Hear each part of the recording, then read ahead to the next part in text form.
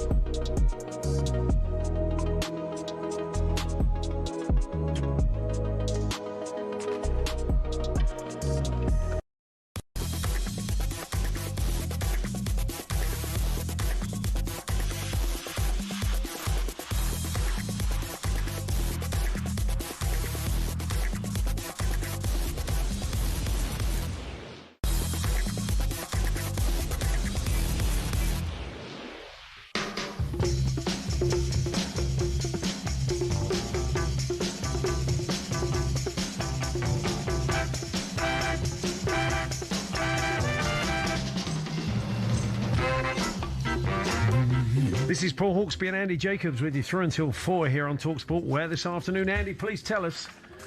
Blimey. I'm not being prepared. What's coming up, Andy?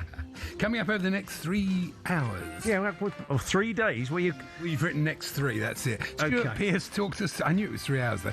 Talks us through his win on Celebrity Mastermind. We'll look at the day's big transfer stories, and Darren Gough pops in after a very good day so far for England in Sri Lanka. Yes, we'll also have more of Ansi... I tell you, got me at it now. Ansi's... That's right, it's my fault. Ansi's nonsense by numbers. You're now antsy. We'll disappoint Spurs fans, which isn't difficult at the moment, and we'll find out more about the British coach who's gone all the way to the Super Bowl. I'm sorry about that. What do you mean that? Not that. There's all this plus ex-Premier League ref Graham Scott and his cameo in one of his most famous viral clips. And we'll look ahead to this week's Women's World Club Cup in London through the eyes of Brazilian side Corinthians and an old friend of the show. That's good. I'm looking forward to that. Yeah, I'll give Andy an intro every day, a few minutes before, so he's got a chance to just have a quick look at it. I like the jeopardy. Yeah, well, obviously you are a one-take wonder, as you've just proved. Very much so, yes. Wow. Okay, well, things can only get better, can't they? Not really, no. Well, no, probably not. 6 minutes past 1. Good afternoon, everyone. Good afternoon, Andy. What did you make of last night, then? We not should a have had a bad bet game. on 1-1. We said 1-1 to Fern, even though the Paddy Power punters in our bet builder thought Everton would win. They were wrong. And I was right about Cherno Barry, though. He's definitely improved. Yeah. It was a lovely goal. Are you saying it deliberate in a kind of Scouse accent, are you? Cherno. Tierno, not really. Yeah. No, okay. And it was a funny game because this time of the year you start watching games for different reasons. Like you would have wanted Everton to win because Leeds are... Well, we're in a relegation dogfight. That's More right. on that shortly. And I wanted Leeds to win because Everton are only 2 points, would have only been 2 points behind Chelsea. You're watching it for a very different prism, so aren't we? you That's do, true. Yeah. But anyway, it wasn't a bad game, actually. Yeah. Quite enjoyable. Just very quickly on that subject, I've been thinking overnight. Well, it was the other catalyst for it. Danny Kelly said yesterday he would quite happily go down and win the Champions League after what Tottenham. So he's quite happy to go down, win the Champions League. He said because our season in the Championship, or what was then would have been Division 2, he absolutely loved. And I had a little dialogue with Rob White, son of the Tottenham legend John White, yesterday, and we sort of a bit of a catch up. And I said, I'll see you soon, Rob, probably at Oxford United away next season, with a laugh. And he said, do you know what? I loved our little spell in Division 2. So, do you know what? Have the financial jeopardy it has now, though. It would I've been giving it some thought since, and I thought to myself, clearly the hierarchy at this club have decided to take us back to the 90s. So they've decided that their ambitions for this club are anything between about 8th and 15th, and we can sort of yo-yo about and have the occasional dance with relegation. So on the basis they've decided that, they probably don't. I think they're showing it with their recruitment in January and everything that's going on. But so that's where we're at. We have been for the last couple of seasons. Maybe that's the future. I'm thinking. So we go down, and it'll serve them right. They'll have 12,000 people rattling around there on a Tuesday night for a game. Yeah, you may never come back, though. That's the problem. Well, okay. So once I've got over that hump of just wanting to, let their neglect sink in, and it cost them a lot of money, which will be funny. Okay, that's not great. But then I thought, no VAR. I like the sound of that. Just to go along purely for a game of football. I'm not going to stop supporting them. I'll probably still end up going. And then I thought season tickets would be cheaper. Then I thought, actually, they won't be cheaper, will they? Because they'll blame us for booing Pedro Porro. And that's why we went down, because he couldn't defend because he was so traumatised by the fan base. So they'll probably charge us even more for season tickets to make up the shortfall. But anyway, all I'm saying is I'm kind of at peace with it. I don't mind. Don't mind a little. I mean, if you're going to bob round getting beaten by most of the decent sides and end up anything between 10th and 16th, you might as well win a few in the old in the Championship.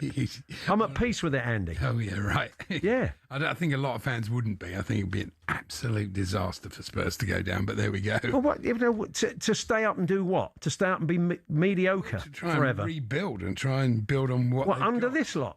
Well, no, that's true. Well, there we are. You know, all these owners, at least they're not going to sell your best player to Manchester United. Well, that's it. I was going to ask you I hope about they that. don't. Tell it, some of the advantages then. Go on, are any other Tottenham fans there? Anybody facing relegation and thinking, do you know what?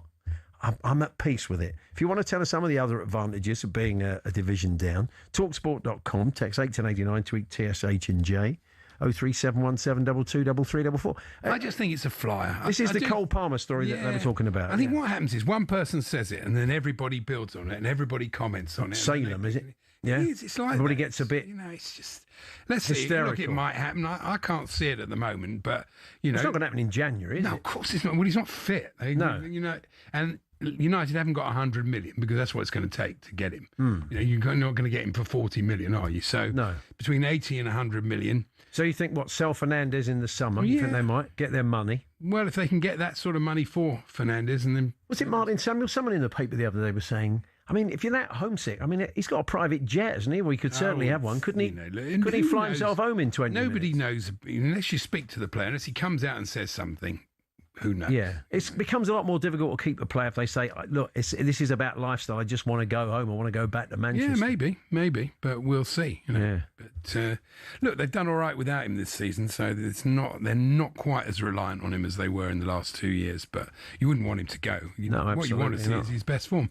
Anyway, the Beckham's all over the front page, and the latest photo opportunity just proves Brooklyn's point, doesn't it? Yeah. It really does. Not that he can talk, but basically in his complaint about them, he said that, they're all summoned for a photo opportunity, all the family, and they all have to appear like that. And it didn't look that way. Looks like they get a good dinner out of it, good night out, chance to dress up. I don't know. And it says here in the lovely headline in the paper the other day, Victoria Beckham has kept her counsel since her son's incendiary claims about that wedding dance. Yes. Now Posh has come out fighting as she tells friends, I've crossed out friends and put favourite journalists. Okay, yeah. That's the one. So, but then on the other hand, I mean, neither of them come out of this particularly well. And they Brooklyn... You're fully committed to this story, aren't you? They've been offered a 7-figure deal to write a tell-all book about their wedding fallout, honestly. Yeah. Well, this is the way the media works. You must know that. Well, I do, but it's quite depressing. I think. Okay, fair enough. I think it is. What can you do? Never mind. Anything else? Well, Lily Allen was pictured on a Mexican holiday. That's surprisingly, Jeff Peters wasn't in the background. That's just bombing. Yeah, I thought he might be. He might have been there for the day. That's unfortunately not. Anyway, Goughy's going to pop in. Oh yeah. England have had a very good day so far over in Sri Lanka in the third and deciding one-dayer. Whisper it, but they cannot possibly lose from this position. Oh, I wouldn't say that. I did say whisper it. Yeah. They got 357 for three. It's been chased down before. It's unlikely. They're certainly favourites. You certainly haven't got the sense of it so far from Sri Lanka, but obviously haven't had a bat yet. But we'll see. Fantastic knocks from Harry Brook and Joan Root. Darren Gough is part of our commentary team, bringing you that ball by ball over on talkSPORT 2.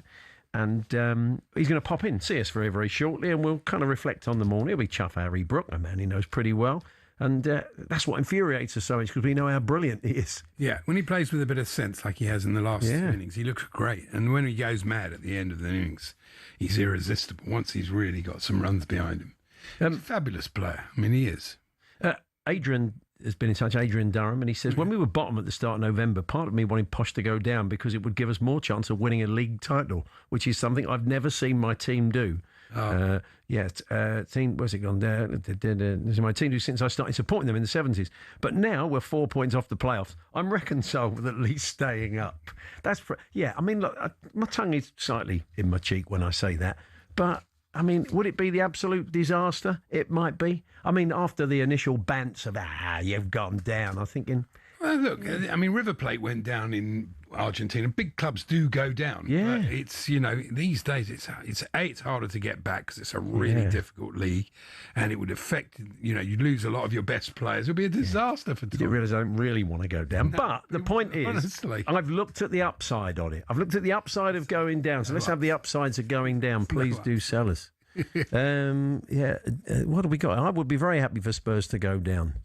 Okay, well, it's actually a Spurs fan. See Really? what I mean? They just want to stick one to this hierarchy. They want it to be the final knock-ins of Enoch. Spurs get relegated means that I can get my daughter a season ticket and get to visit some different grounds, says Lenny in Stevenage. See, Lenny, you're thinking of the positives. And he's not sure. No, I'm not sure. He's become very elitist. For a team that spent a lot of time in Division 3 at one point, blimey, these are heady days for Chelsea. Anyway, Goughy's in very shortly. Alex Crook looks at all the transfers.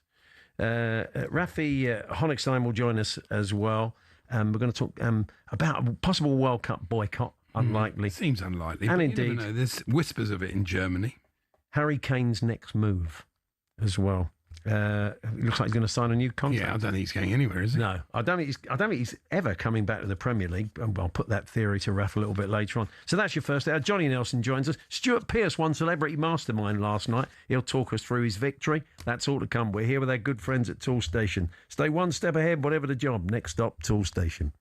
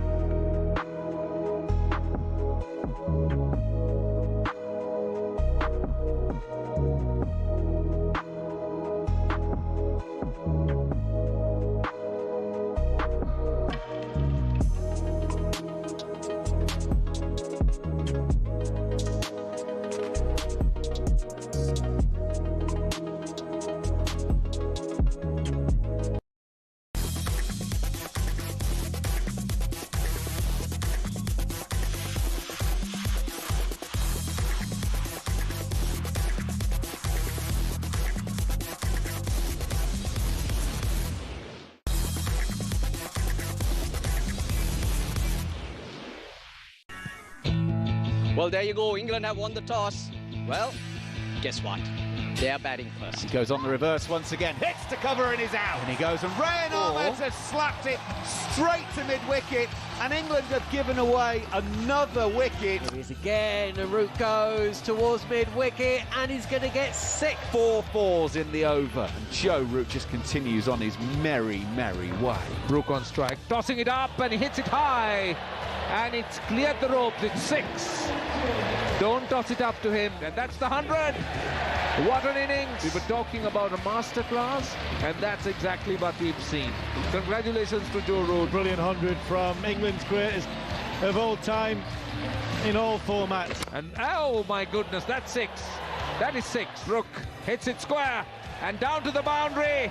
And what a 100 it has been from the captain. There's only one way to silence negativity, and that's your actions. It's about how you overcome adversity. Absolutely brilliant from the England captain. Last ball of the over, and he goes for 6. Yes, it is. What a flourish. What a way to end the innings. And England, an imposing 357 for 3.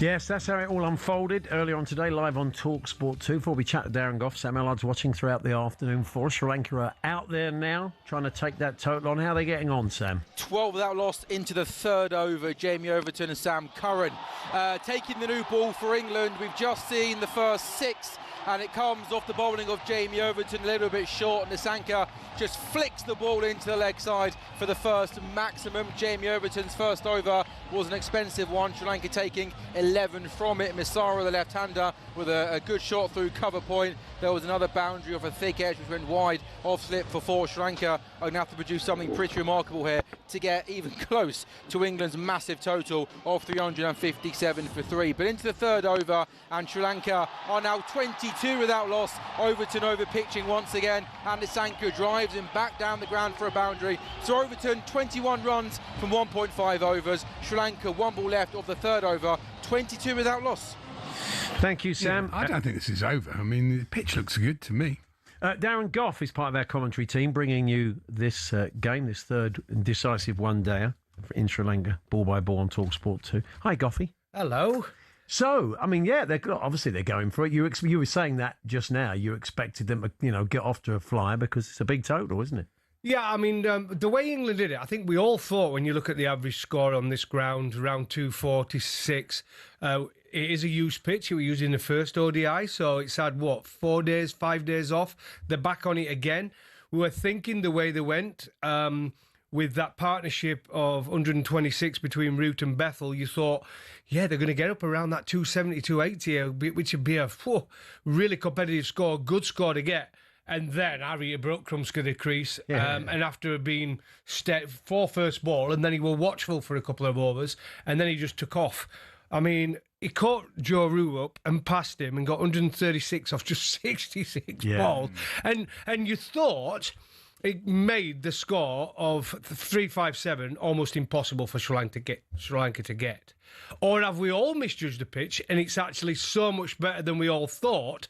And the way their Sri Lanka are now playing is a throwback to 1996 Sri Lanka team, and they've got the same kit on as them, which is a throwback to 1996 winning shirt. And I know that because we lost against them in the quarter-final.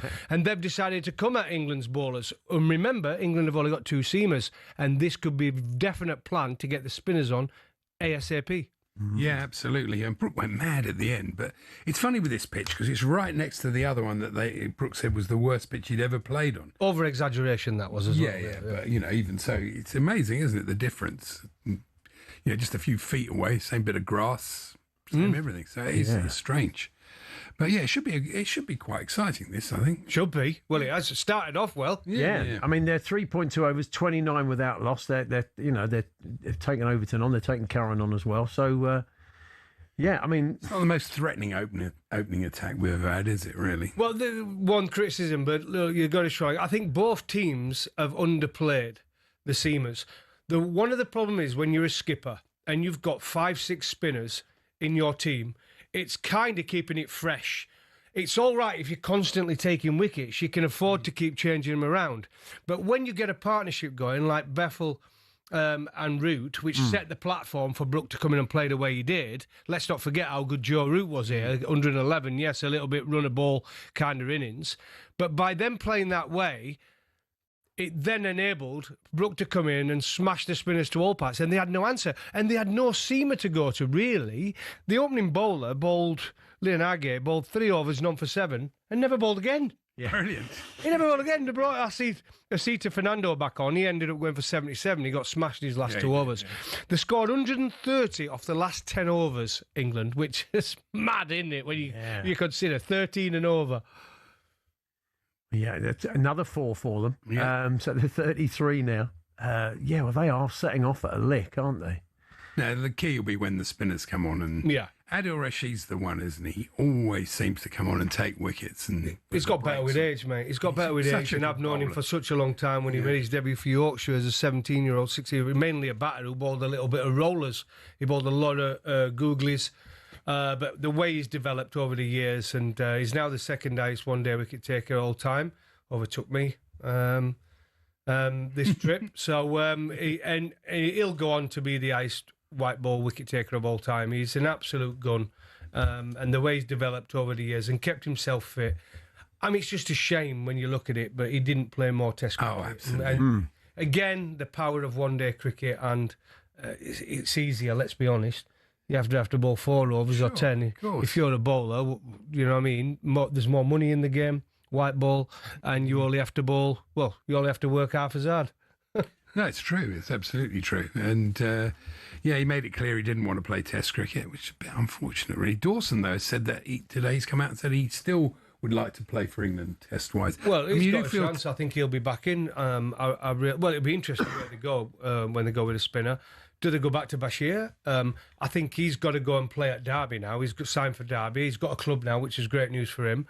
And I don't think he's had a bad career, Bashir, so far. He's come in. Yes, he was probably over-pushed, and he's learning on the job, which has been the problem with a lot of these players. They're learning on the job. It was mad not to play him in the last test, because he gets good people out. He's not a net bowler or a county. He's a big game bowler. That's what he is. I would have played him, but there you go. Yeah, another 4 as we speak. I mean, they're really going for this. This is really a throwback to 1996, Jay Serena Kulitharana.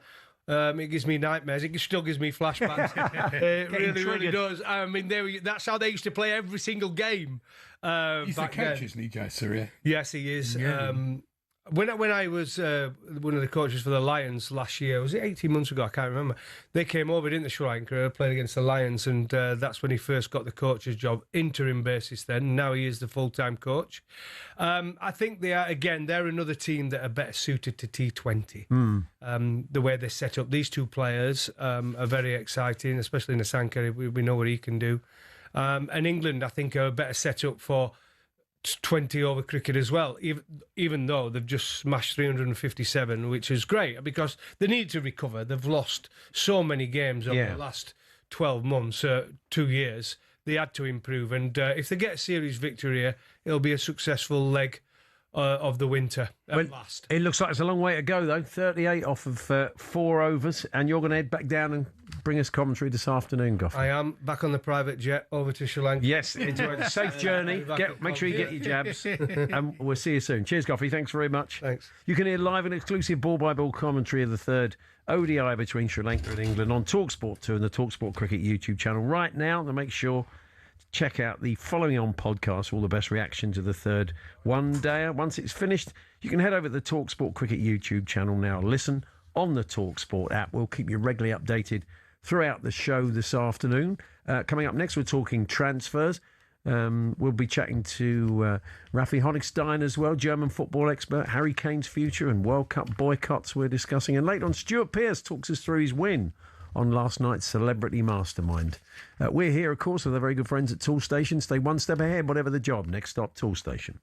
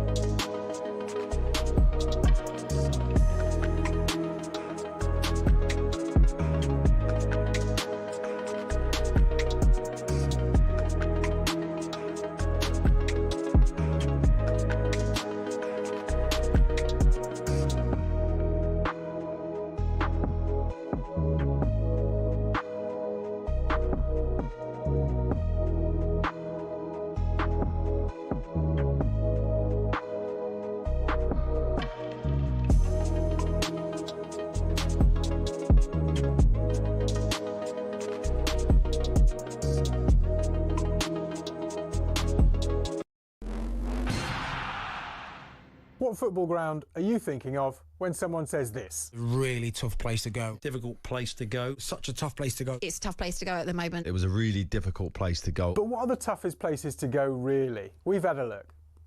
Forget a cold, wet Tuesday night in Stoke. Try a blizzard 220 miles inside the Arctic Circle.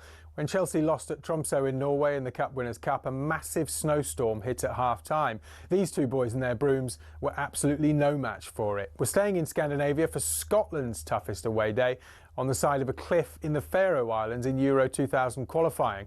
The pitch at Toftir was like a cow field, never mind those gale force winds. The Faroe Islands part-timers equalised in stoppage time, cue Scandi scenes. But away trips don't come tougher than playing Bolivia at altitude in La Paz. Or so we thought. The Bolivians have now taken home advantage to another level, literally 500 metres further up the Andes to the country's highest city, El Alto, 4,100 metres above sea level. Meanwhile, the loudest stadium in world football officially is the Ali Sami Yen, where Galatasaray fans set a world record of 131 decibels. That's louder than Motorhead. But our most intimidating away day is in Wales. Prison team HMP Prescoed was briefly kicked out the Gwent League over concerns about young opposition having to go in there. Now that's a tough place to go.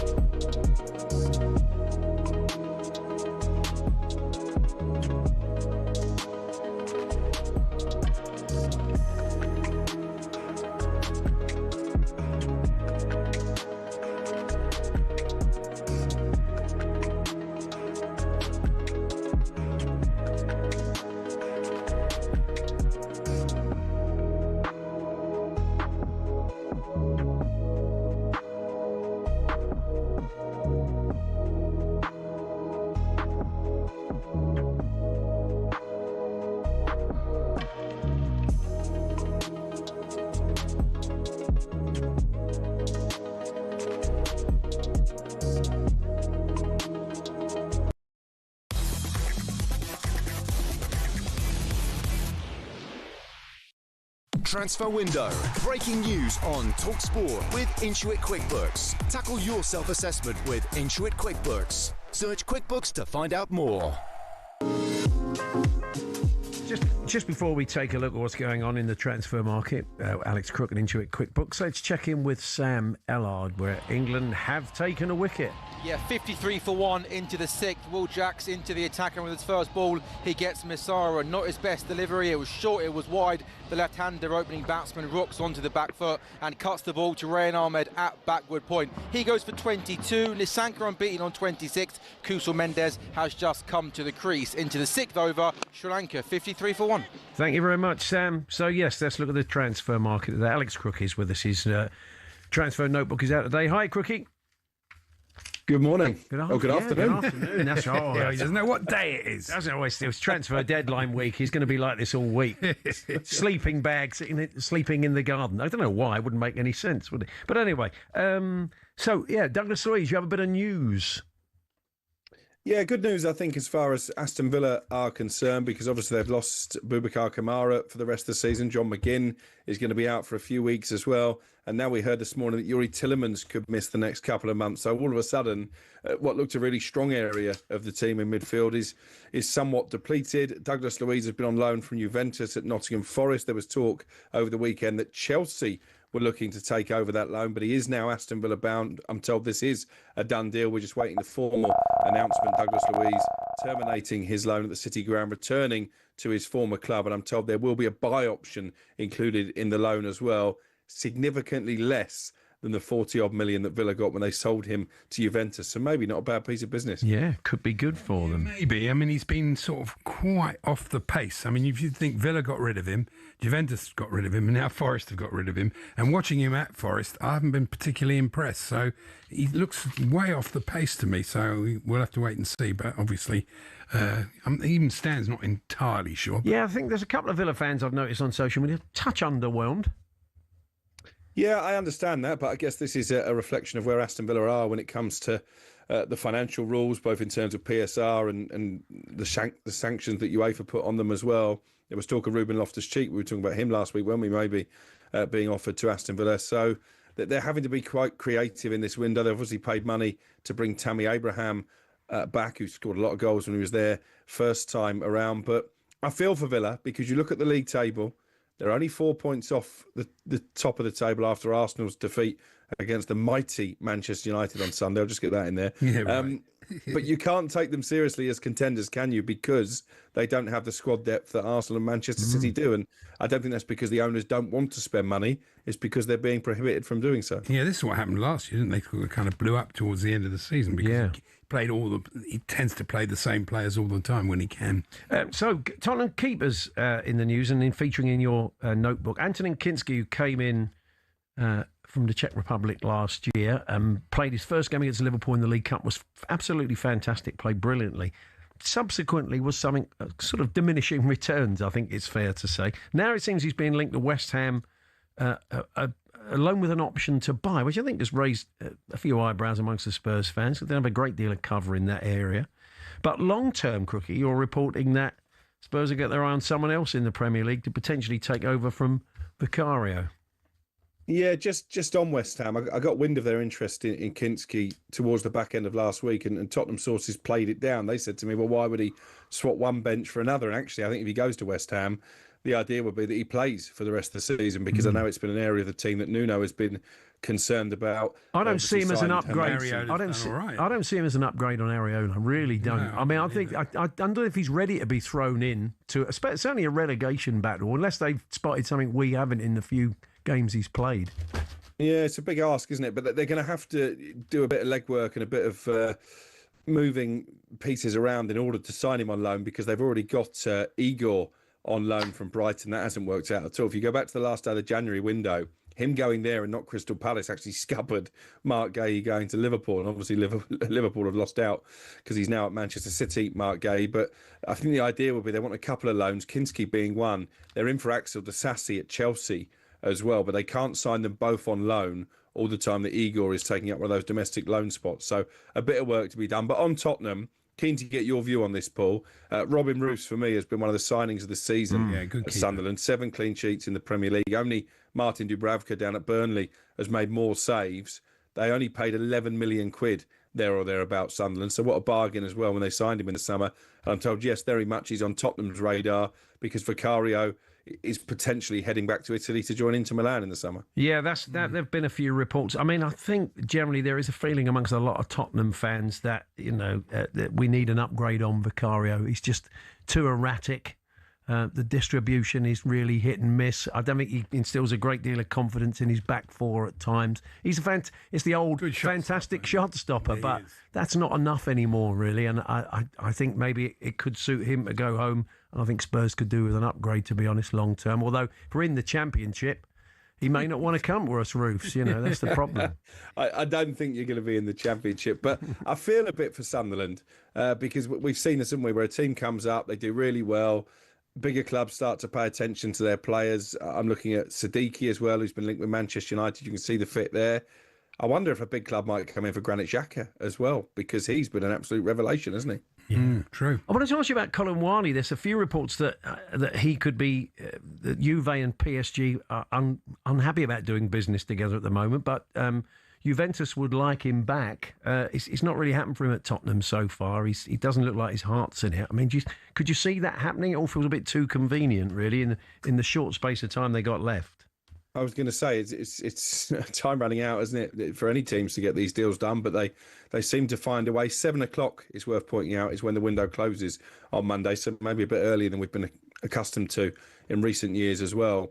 I think the mere fact that Tottenham would consider terminating Kolo Muani's loan and therefore letting him join Juventus would tell you that they're casting their net for a forward as well. And I know that was one of the big priorities coming into this window. And you know what? I keep coming back to Jean-Philippe Mateta, who obviously Forest are showing interest in, clubs in Italy as well, and Aston Villa before Tammy Abraham pitched up there, because Tottenham have been linked with Mateta in the past. And if you're looking for a ready-made player in the Premier League, then maybe they don't need to look too much further than Selhurst Park. Whether you think he's good enough to lead the line for Spurs, I don't know. But I don't think they'll let Kolo Muani go without bringing in a replacement. Yeah, I think beggars can't be choosers leading the line for Spurs at the moment. Although Solanke's back. He's a good player, but he's not clinical, is he? Neither. I mean, he had a little purple patch, and it's often difficult when a player just is on fire for a few months and then they ebb off. I wonder if you're going to get the player that you're going to get him back on fire again, or the ebbed off version, Crookie.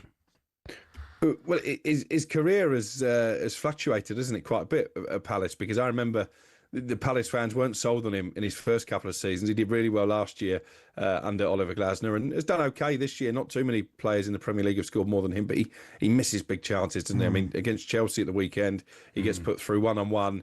If he scores there, then maybe it's a different outcome. So I think in terms of joining a top club, I think he needs too many chances to score a goal. Fletcher was saying earlier on that you've been saying that that the noise is getting louder around Cole Palmer for Manchester United. I mean, it's not going to be now, it's going to be the summer if it happens, but what's the situation there at the moment? Well, I think it's fair to reflect that he is not necessarily completely settled in London. He's very much a Northwest boy. He goes back to Manchester on a regular basis. So I think long-term, the possibility of a return to City or maybe even Manchester United, who we all know that he supported as a boy, is a possibility. But I think it's a hard deal to do. You know, United are prioritising elsewhere in terms of the summer transfer window, the likes of Carlos Baliba, Elliot Anderson, Adam Wharton, different type of midfielders to Cole Palmer. But I guess if Bruno Fernandes does go, and there is a more than a possibility that he might leave United at the end of the season, then maybe there is a vacancy for that number 10 position. But Chelsea, you would imagine, would make it difficult. I know he's not had the best of years, actually. His form at the second half of last season wasn't great. He had an upturn at the Club World Cup, and he's not been great this season. But great in the Club World Cup. He's their best player, isn't he? When he's fully fit and firing, and I'm not sure he's ever been fully fit this season, he is Chelsea's best player. Yeah, he is. You know, it would take, I think, between 80 and 100 million, and United have got other priorities, so we'll see. Yeah, we'll see. And just quick one, Marco Silva for Forest. I suppose it depends what happens for the rest of the season with Sean Dyche, but they retain an interest, you understand. Yeah, Fulham are trying to back their manager in this window. We're talking about Oscar. We talked today. They're looking for a forward as well. But I asked Marco Silva outright when I was at Craven Cottage on Saturday, any nearer to you agreeing a new contract? And he said, no, the club want to continue the journey, but let's see what happens. And there's always been a strong relationship between him and Evangelos Marinakis. He was at Olympiacos, won the title for Marinakis. And I think had he been available when Sean Dyche got the job, he probably would have been top of Marinakis' list. And I just got a few whispers at the weekend heading into that Brentford game, which obviously they've won Forest, and that gives them a bit of respite, that Marinakis wasn't overly enamoured with the job that Sean Dyche has done. Now, I'm not saying they're going to have 4 managers in a season, even by Nottingham Forest standards. That would be quite bonkers. But I think the summer could be interesting, particularly if Silva is a free agent. Yeah. Cheers, Crookie. We'll catch up with you soon. Thanks a lot. Crookie.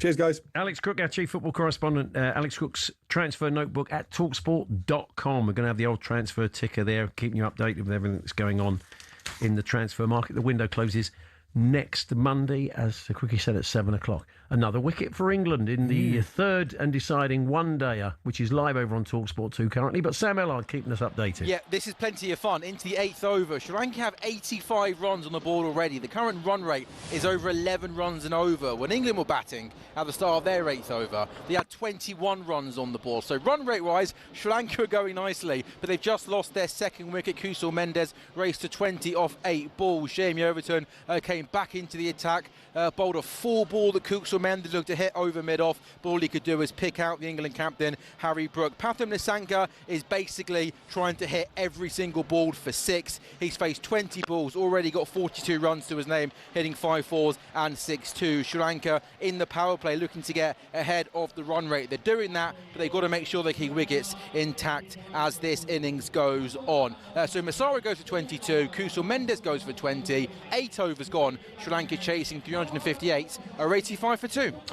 Thanks, Sam. Live ball by ball over on talkSPORT 2 currently. But as we said, Sam will keep us updated with wickets and more. We're going to chat to German football expert Raphael Honigstein very, very shortly. Harry Kane's new contract potentially, and a World Cup boycott, the latest on that. We're here with Tool Station. Pick up your wet weather essentials today. Next stop, Tool Station.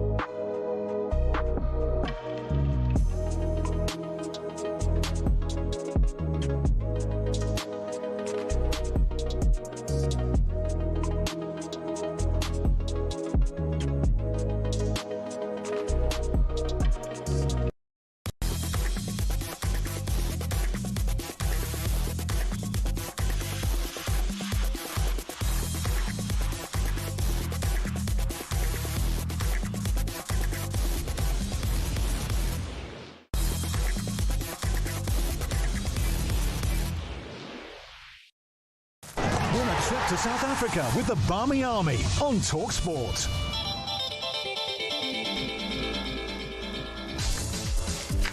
Now, England return to South Africa next winter, and as always, the Barmy Army will be out there in full force, and this time it could be you too. We're giving away a week for two. We'll give you go for a week or two. Whatever you fancy. A week for two at the 2027 New Year's Test in Cape Town. Every day of the match at one of the world's greatest cricket grounds with flights, hotels and spending money all covered. It's your chance to secure 2 spots with the official Barmy Army, so you'll be right in the mix with the rest of the fans. Listen up, here's how to enter. For your chance to win, text WIN to 83338. Text costs £2.50 plus your standard network rate. Or call 0343 418 7260. Lines closed 6th of February 2026 at 4 p.m. That's when you'll need to answer your phone if it rings. 18 plus, UK residents only. This is a network promotion. Full T's and C's at talksport.com. So for your chance to win, text WIN to 83338 right now. Yeah, best of luck with that. Sticking with the cricket, we can going well though. Return to Sam Ellard because England have claimed a 3rd wicket in this one day, Sam. Yeah, 94 for 3 now into the at the end of the 9th over. Pathan Masanka raced to 50 from 24 balls. He played beautifully, but then the next ball he got out. Jamie Overton with a short ball. Masanka looking to pull the ball into the leg side, but he picked out the fielder Tom Banton at deep back with square legs. We got to 50 and he gets out at the end of the 9th over now. The target for victory is 358. In terms of the run rate, Sri Lanka going along okay, scoring at 10.5 and over, but inside the power play now, they've lost their 3rd wicket. 9.1 overs, Sri Lanka are 94 for 3. Yes, the wickets that probably will cost. Yeah. Good start, good effort. I did mention earlier on, I'm increasingly, kind of half jokingly, getting at peace with the idea of a Spurs relegation. Andy says it'll be a disaster, but leading Spurs fans like Rob White and our own Danny Kelly, they said, well, I loved being in the old First Division. Tickets for £20, pie and a pint deal for £7. All good reasons for going down. Getting relegated at Burnley is great. We come straight back up. We win loads of games. So, well, there we are. Some of the positives of going down. Yeah, but Burnley don't have a 60,000 plus stadium. That's not my problem. I didn't buy it. I mean, if there's only going to be 15 in there, I'll get to the front of the queue for a cup of tea and a pie quicker, won't I? Then they could just plunge through the divisions. They'd be like in the blue square. We could be in the blue square playing in a 60th. Well, it'd serve the ownership right, wouldn't it? Yeah, their level of neglect over the years would be fully rewarded by that. So, but I'd still be going. We'd all still turn out. We did when we went down last time in the 70s. We were getting great crowds there. So. But some people, not everybody says it's good. Kerry in Swansea says, Paul, you wouldn't love a year of ignominy and despair in the Championship. Trust me, no VAR. What happens if you get a bad one? See, that's the other side of it. And you could become 2nd year, then a 3rd. Have you had a proper breakfast this morning? I think he's worried about me. Look, I'm kind of half joking, but I'm trying to look at the positives. I'm trying to gird myself against it. Quite a lot of Tottenham fans said, yeah, it'd serve them right. But I suppose we'd be in trouble, wouldn't we? But we'll see. Anyway, thank you for getting in touch. Bill Burrows, a Manchester City fan who knows all about yo-yoing. Kids, look it up. Manchester City were not the all-conquering force they were back in the day. Can't overstate how great promotion battles are. Think Colin Lee's Spurs debut on Match of the Day back in the 70s. Relegation also rinses the tourists and the half-and-half scarf brigade down and around the U-bend, he says.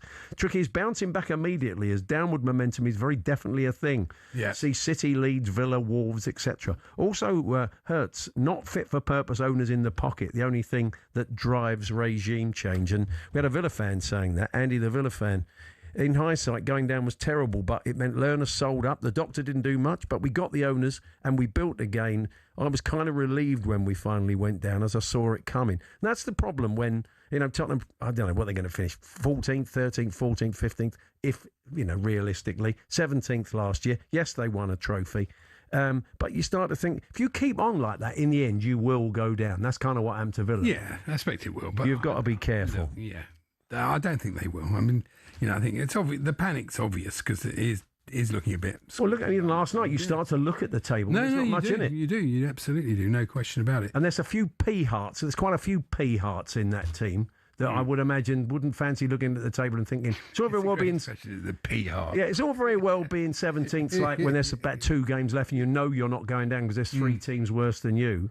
But when there's about 7, 12, 15 games left and you're in that position, we'll see what some of this lot are made of. I mean, there are some good characters in there, but there's a few duffers and time servers and people just passing through. Leeds have got Arsenal on the weekend, and Chelsea have got West Ham have got Chelsea. If they were to win those two games, Leeds and West Ham, then Spurs would be starting to look over. Well, there we are. Yeah, doesn't take much, does it? Yeah. I see here that Katie Cropper from Cumbria. Oh, is this a tongue twister you're doing? It was the first female winner of BBC's One Man and His Dog. Okay. In 1990. It's competing in the World Sheepdog Trials 36 years later. Yeah. Surely it was one person and his dog, isn't it? Well, it was one man then, but do they call it one person? That's not on anymore, is it? What, one man and his dog? It was called One Man and His Dog. I mean, it was, you wouldn't get away with that now, would you, Andy? No, you wouldn't. Thank you, caller. Now, talking about winning things on the BBC, coming up very shortly is our very own Stuart Pearce. I turned on the TV last night. There was Stuart. Bit of a spoiler for me. I was going to watch it later, and then you said, "Oh, Stuart's won it." Stuart's won it. I'm sorry about it. Well, look, Stuart won Celebrity Mastermind. If you're going to watch it tonight, I'm sorry. Stuart won it. There's still a little cameo from a comedian who had a pretty bad night. Oh, yeah, fair to say. Clive, though, did one of his classics on Paul O'Grady. Paul O'Grady, the hugely popular comedian, drag artist and broadcaster. Yeah. OK, not O'Grady's Plumbing Services of Hove then. Yeah, well, it could have been. But Stuart won. And you can probably guess what his specialist subject was. Anyway, we'll relive his appearance on Celebrity Mastermind with a man himself in a few moments. Johnny Nelson from the world of boxing. The undefeated WBO Cruiserweight World Champion popping in to see us, and all manner of other stuff, including referee Graham Scott, because yesterday was a lot of sort of memes and clips of Jose on his 63rd birthday. And Graham, I can't put him in the birthday spread now. I had a good gag for him, but I can't now. I did that last week with who was it that you both knew? I can't remember. Yeah. Former referee Graham Scott has got a little cameo in one of the more infamous Jose videos, so he'll be joining us to chat about that and more.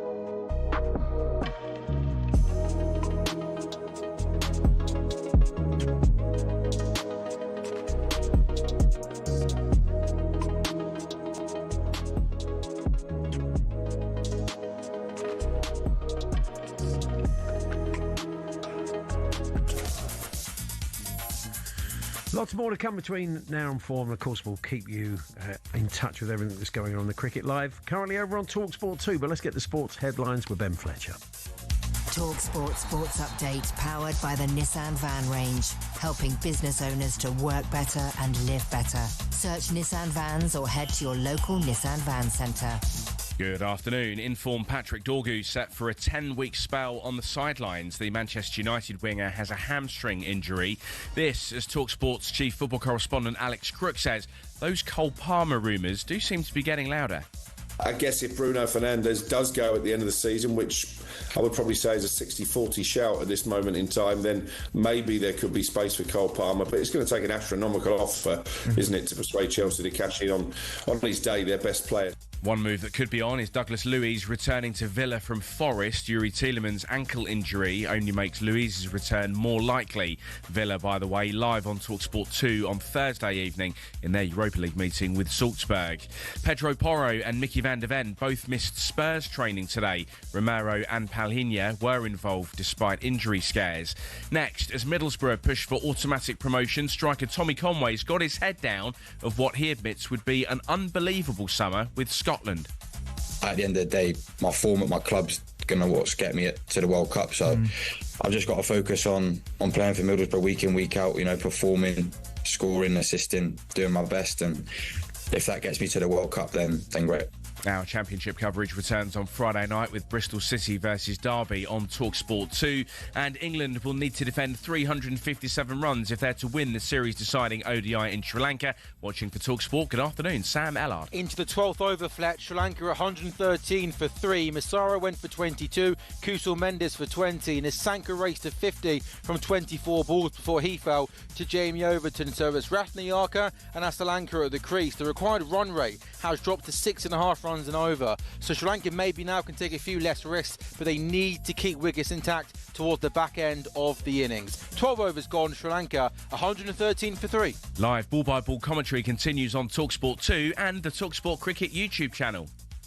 talkSPORT News.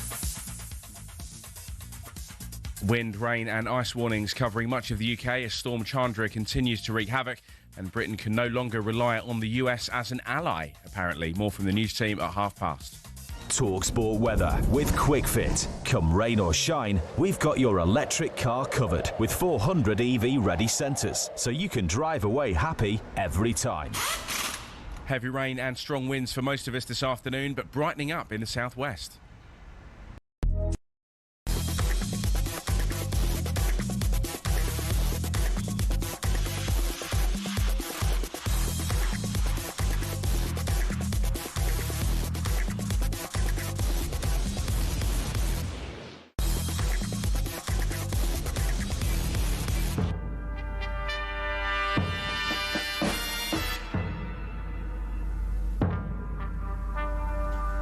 Good afternoon, it's Paul Hawksbee and Andy Jacobs here on talkSPORT. Of course, a piece of music there can strike fear into many people's hearts. The black chair, the lights. That's right, pressure situations. But our next guest is used to pressure situations. Oh, yes, absolutely. Top-level sports person and international. But it's a different kind of pressure, isn't it, going on the telly and answering questions. Oh, yeah. So there I was, tuned in, sat down to watch the telly last night, bit of Celebrity Mastermind. And Stuart Pearce, our very own Stuart Pearce, pops up. I thought, well, I can probably guess what his specialist subject's going to be, and I wasn't far off. No. But he absolutely nailed it and won. To be fair, the opposition was a bit like Man City versus Exeter. Well, it was. That's very harsh. Very damning on Stuart. Good afternoon, Stu. An outrageous statement. That's appalling, isn't it? Man City versus Exeter. Let me give you this example for Axel Blake, who said, he was asked, what kind of meat is in a scallop covered in egg and breadcrumbs? And he said, fish. That's because he knew his game was up by then. To be fair to Axel, I think he was having a bit of fun with it by the end. He knew it wasn't going his way. I'm not sure he did the history of Marvel Comics. I'm not sure he actually read any. There we go. Anyway, Stuart, you shone. You did. Kicking us off with UK punk rock, 1976 to 1979. And pretty much flawless, apart from one. There was just one that you passed on, wasn't there? Yeah, the The questioning caught me out. I knew the answer, but the questioning caught me out, and I'm very disappointed with myself on that one. That was probably the easiest of the lot. But as I told Clive, I've been revising this subject for probably the last 50 years, Yeah. Because that's what we should find out what the question was, because Clive, he said something like, in which undertone song was there a little boy who wasn't very old? And it did seem... But it was obviously Jimmy. So I'm shouting Jimmy, Jimmy at the telly. The only one I got wrong I didn't get the Members one right, but they're a favourite band of yours, aren't they? So yeah, seen the Members a fair few times. So beyond a specialist subject of punk rock, I think I'd fall off the cliff very quickly. Sadly. No, it was a fully deserved win. Though you didn't get the, I don't know if you've been listening to talkSPORT's boxing coverage, but you didn't get the Who Fought Dubois one, which was Usyk. I think the Ukrainian thing threw you, didn't it? So you went Klitschko rather than Usyk, didn't you? Yeah, as I say, I'm not all over my boxing. If to be fair, if I'm going to fall down on any subject, it'll probably be celebrity would be one. And anything technology-wise, I'm in big trouble there. You got your maths question right. It was a square root, wasn't there? Yeah, that was good. That was impressive. I'm okay with maths. That's not too bad. There was nothing on I don't know, electrics. I mean, ideally, I would like to see that would have been quite good, wouldn't it? Really. I tell you what was very unusual, and I've written down here, controversial. Yeah. There was no intro from Clive explaining what punk rock was. I've got this thing, Stuart, that Clive, whenever there's a subject, he sort of over-explains the thing. So, for example, he said, Margaret Thatcher, and he went, yes, the longest-serving Prime Minister of the 20th century. You think, well, no, really? Yeah. Not the plumber, then. But he didn't with you. He just but that's in the spirit of punk rock, isn't it? You just get on with it. It's 1, 2, 3, 4. You don't need an intro. You just start playing. Yeah, that was very much a Ramones intro, that one, I think. It was. Did you talk a bit of City? He's a big City fan, Clive, off air. Did you get a chance? Yes, we just had a quick chat and whatever about how things are going and the recent decade or so that they've had. So he's on a high with that. Yeah, a good day though. I mean, I said, look, fun. There's a bit. Look, it's a bit of fun, but still, you're sitting there in the studio. You're answering questions. You're not in your comfort zone. You probably do feel a little bit of pressure, don't you? A little bit of nerves.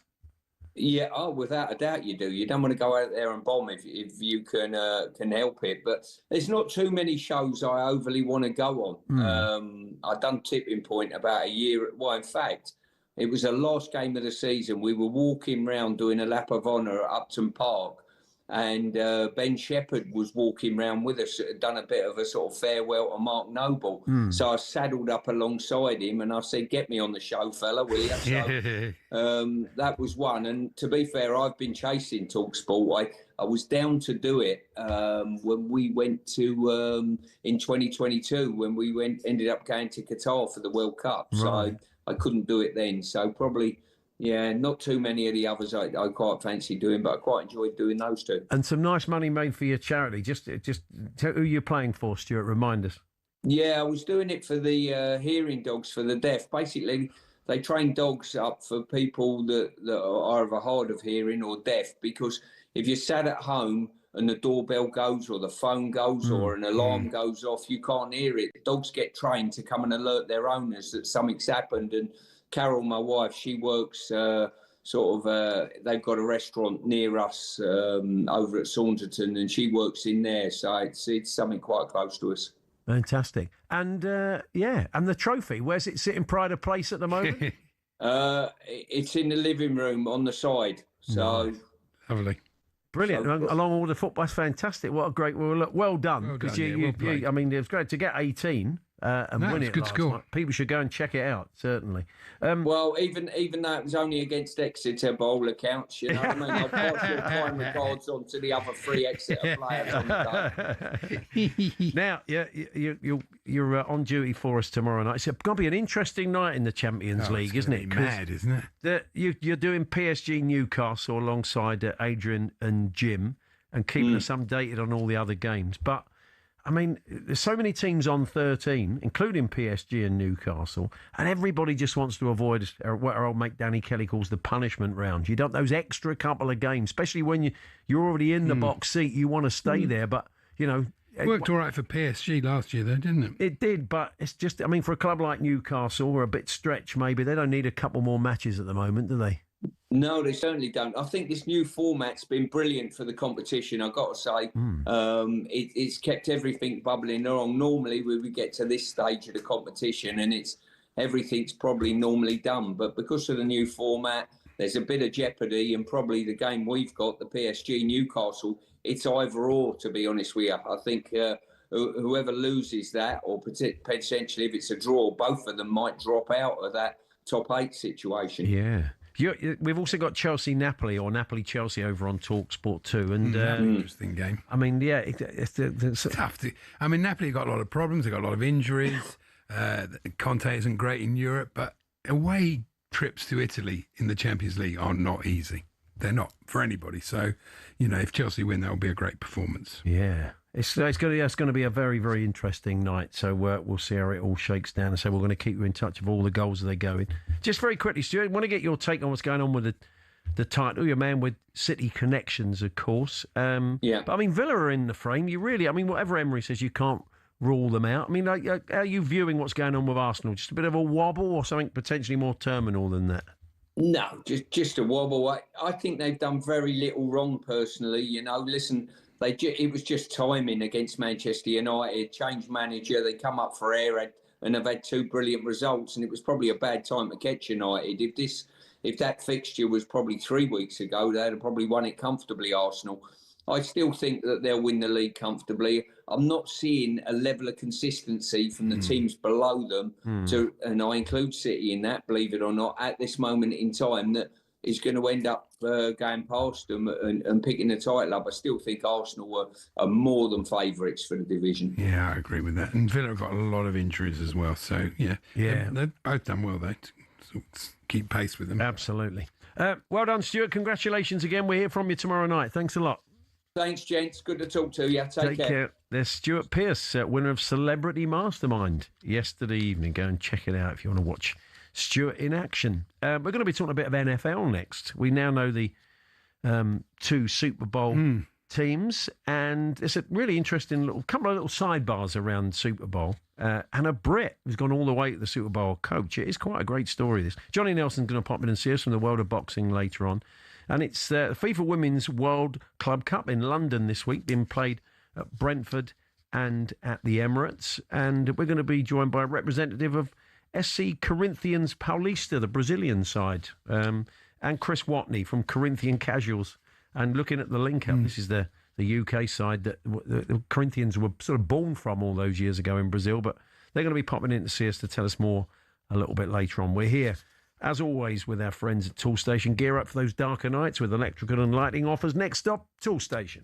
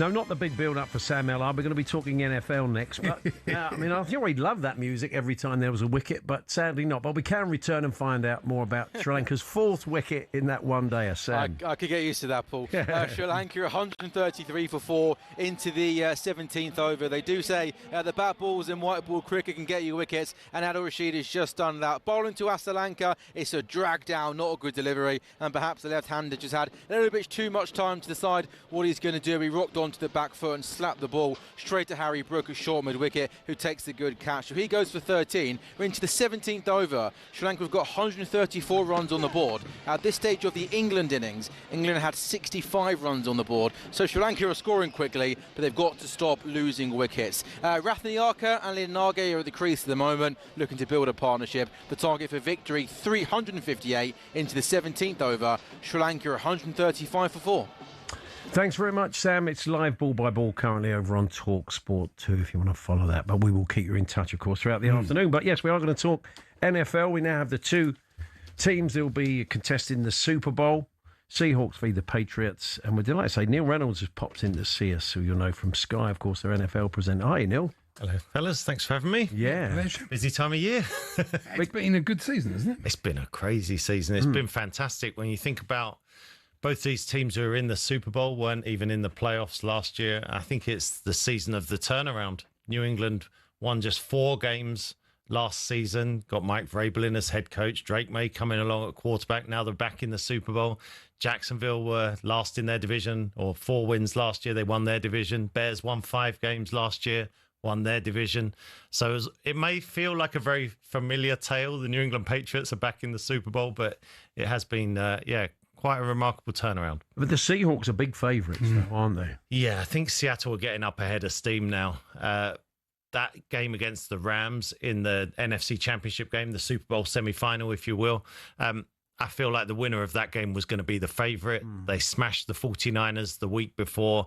So Seattle are growing in strength. They haven't lost since they played the Rams in mid-November. But then, New England have a puncher's chance. They've won 16 of their last 17 games. That's not easy to do in the NFL. So, yeah, we've seen surprises before, but I fancy the Seahawks. I felt for the Broncos, really, losing their quarterback like that. It's just a disaster, wasn't it, going into that big game? And he didn't do too badly till the snow came, and then it's funny, the NFL, it's never called off, is it? It's unbelievable. You'd think that it might be, but in a way they were lucky. They got lucky that none of the New York or East Coast teams were playing on Sunday, because they would have been even worse, the snow. It would have been 10 inches of it, and they do. It's funny, they play through that, and we see it on Sky, like the amount of casual fans who suddenly we will join us, because I think the novelty of it, quite understanding why a sporting event is being played in 5 or 6 inches of snow. We had it earlier this year in Buffalo when they played the Cincinnati Bengals. It is quite fun to see, but it makes it tough for the players. And for Denver, that injury came at the worst possible time. And I think it's an unpredictable league at best of times, and especially this year we had no Patrick Mahomes, and the Chiefs are not in the playoffs. No Lamar Jackson for Baltimore, Joe Burrow and the Bengals. So it's been a bit of a crazy one, yeah. Do you remember the Ice Bowl? Do you remember that game? Yeah, I remember reading about it. If I could go back in time, that would be the place I'd want to go, just to find out if it was really that cold. What year was that, Andy, roughly? Do we know? What sort of era? It was late 60s. It was like to go to the second Super Bowl, I think. So we're talking 67. It ended up 3-0, didn't it? It was a very close game, and then... Where was it played now? It was in Green Bay. Right. So the English kicker, was it John Smith? No, you're thinking of the snowplow game. Oh, that game. John Smith kicked in the snow. They brought on a snowplow. Oh, right. The Patriots drove on a snowplow. That was in the 70s. Cleared the space for his footing. The Ice Bowl was Green Bay and Dallas to go for the right to go to the Super Bowl. And journalists always talk about, there was a journalist who was covering the game in Green Bay, and he put his coffee on the windowsill of his hotel room, and the window was closed and the coffee froze. Wow. Indoors. Wow. The whistle for the referee froze to his lips. Oh, wow. So it wasn't quite that level, but yeah, I don't remember. That's why I'd love to go back in time and be at that. Was it really that cold? Now, I'd read a bit about Aidan Durd earlier in the season, then kind of forgotten. Then I was listening to some of the interviews after the game the other day, and he was interviewed. He's the defensive coordinator of the Seahawks. And of course, he's a Brit. Yeah. And you know him, don't you? Yeah, from back in the day. Yeah, we've been friends for close to 20 years now. Yeah. Working through NFL UK. Adam's gone on to great things, but he was instrumental in all the kind of grassroots things that have been left behind. He was very much involved in the formation of the NFL Academy, which is the high school program for young players in this country, the International Player Pathway, which obviously Lewis Rees-Zammit was on. So Adam left all that kind of behind, went over to coach, started out with the Dallas Cowboys, did like an internship, then stretched that to a season-long thing, and now here he is. He's been about 8 years over there in America now, full-time, and he's just soaring. His star is rising. There's a very, very good chance, if not this year, then perhaps next year or the year after, he's going to be a head coach in the NFL. There's no doubt in my mind. And yeah, he's a wonderful inspiration to international coaches who can see that pathway. He is a proper trailblazer. Yeah, it must be difficult because, as soon as you open your mouth, as soon as you've got that English accent, people must think, well, what does he know about it? Yeah, it was exactly it. That was his biggest challenge at the start. He would be in the huddle with Dallas, and he's almost like, oh, that guy's been in the league 10 years. Do I coach him? Do I tell him what to do? And he grew and what he's learned over the years. And I think this is a really good message. One, he's learned if you can help a player get better, they don't care where you're from. Right. But two, he thought, and he told me this a couple of weeks ago, he thought he was going to go to Dallas, where Dan Quinn, who's now the head coach of Washington, was there. And he thought, I'm going to learn as much. My football intelligence is going to go through the roof. And what Adam learned very early on was that coach, who was a seasoned veteran coach, needed stuff printing, needed a coffee when he needed it. He needed photocopying. And Adam worked his way up from basically, I'll do whatever you need, to he's now going to coordinate and lead what is the best defense in the NFL on Super Bowl Sunday. It's incredible. It really is. So what are your plans? You going out there? Yeah, fly out on Sunday, the week before the game. We'll do a lot of build-up stuff on Sky before then. We've got Ndamukong Suh out with us, Ryan Fitzpatrick, Jay Bell's with us, Phoebe Schechter as well. I'm going on Tuesday. I'm helping sort of produce. I'm going to put a producer's hat on for a day. I'm going to help Ndamukong Suh and Cam Jordan, who's a star defender for the New Orleans Saints. They're going to go around Alcatraz and do a feature on the defenses.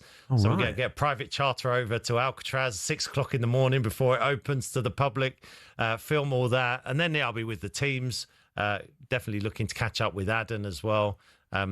We've got like an hour and a half build up before the game starts itself. There's a lot of a lot of content to gather. Yeah. But it's going to be great. Yeah. And the other story I've been reading about subsequently is the Sam Darnold story, the quarterback story. A guy who was bombed out really by 3 different teams, and here he is, like this sort of star player. Yeah. So definitely, these stories are what sell the Super Bowl for me and the NFL. They're fantastic, and it's the same in any sport when you can turn a career around. So he was with the New York Jets, expected to be a high draft pick, and he was a high draft pick, chased out of New York by that team, went to the Carolina Panthers, unwanted by them. Those were at the time 2 of the worst teams in the NFL. So he's on the scrap heap, not once, but twice.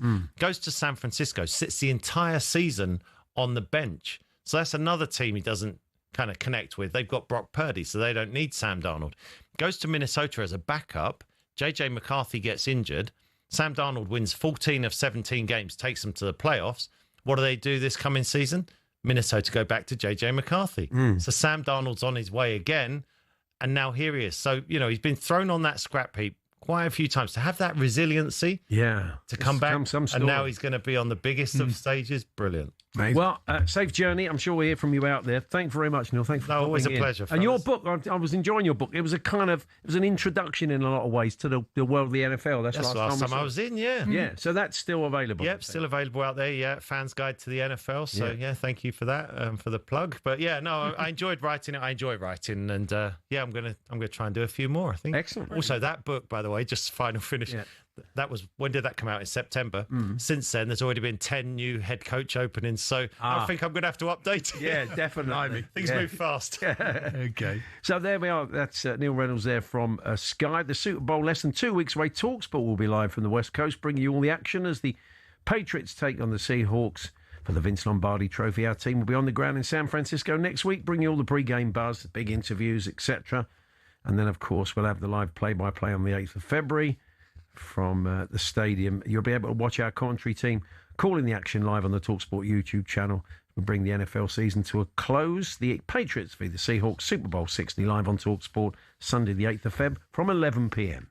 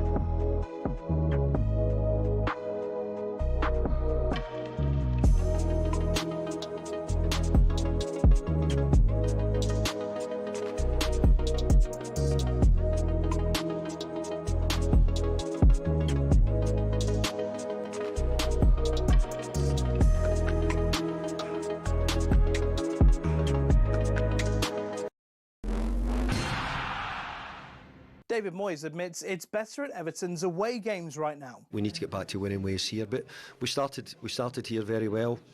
We're just finding it a little bit more difficult, but it's also been partly in the month or so we've had so many injuries and boys out at different times has not made it easy for us. Boos rang out at Hill Dickinson 1-0 down to Leeds at half-time before a Tieno Barry goal rescued a point. Everton's record at the new stadium is 1-4, drawn 4, lost 4. They're up to 10th. Meanwhile, Daniel Farke's aiming to better Bielsa and make Leeds a bona fide Premier League team. Marcelo, one good year, but then also 2 years of suffering. And at the moment, we are not allowed to label us as an established Premier League side. Just 3 seasons in the last 25 years. But we want to make sure that we establish us again. Leeds are 6 points clear of the bottom 3. West Ham are in talks with Spurs over a loan move for their goalkeeper, Antonin Kinski. The Hammers are willing to include a buy option for the keeper. All the latest on that at talksport.com. Frank Lampard's blaming defensive errors and poor finishing as Coventry's Championship lead is cut to 3 points. Norwich came back to win at Carrow Road last night. Actually, it didn't really look like Coventry were going to get the equaliser in the end, which I think says everything about how comfortable Norwich felt. talkSPORT's Dean Ashton there. He says that former Rangers boss Philippe Clement has turned Norwich around. They move 4 points clear of the bottom 3. Get more, talksport.com.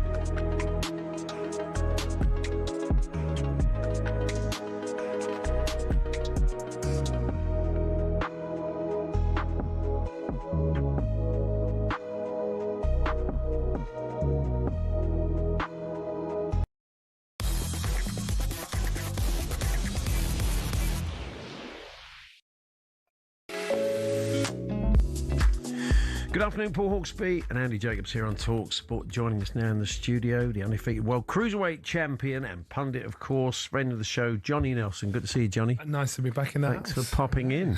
Look, come on a lot in the old days. I know. You keep moving. Yeah. Yeah, so we're going to come on to some of the boxing stories of the day, but just wanted to play you something. Prince Naseem Hamed was on with Andy Goldstein and Darren Bent in the studio a little while ago. He's promoting the new movie Giant, of course, which focuses on his relationship with Brendan Ingle, his trainer. It was also your trainer up in Sheffield. Yeah, and he said this. I want to get your take on it. One of the main biggest things for him was about the money. He was so money orientated, money motivated. I just thought this guy's intention, the true intention, it's money. He could say to me at a young age, try and pin me down from 11 years of age and say, listen, you know, you promised me when you was 11, you did a deal with me at 11 years old that you give me 10 million once you make 40 million. I'm not here to tear him down. If that's the way you are, that's the way you are. I was paying him more than any other fighter was paying their trainer, especially in the 90s. But sometimes it's never enough, is it? It's never enough for some people. Brenda's no longer with us, of course, so he can't give his side of the story. But, Johnny, that's not your recollection, is it, of Brendan Ingle as a man? You know what? I think it was disgusting. I thought it was disgusting. A lot of the things Naz had said after the premiere of Giant, he was brought down as a guest to promote it. It wasn't his film. I thought it was disgusting what he was saying because I thought personally they were lies. I thought that's not the Brendan I know.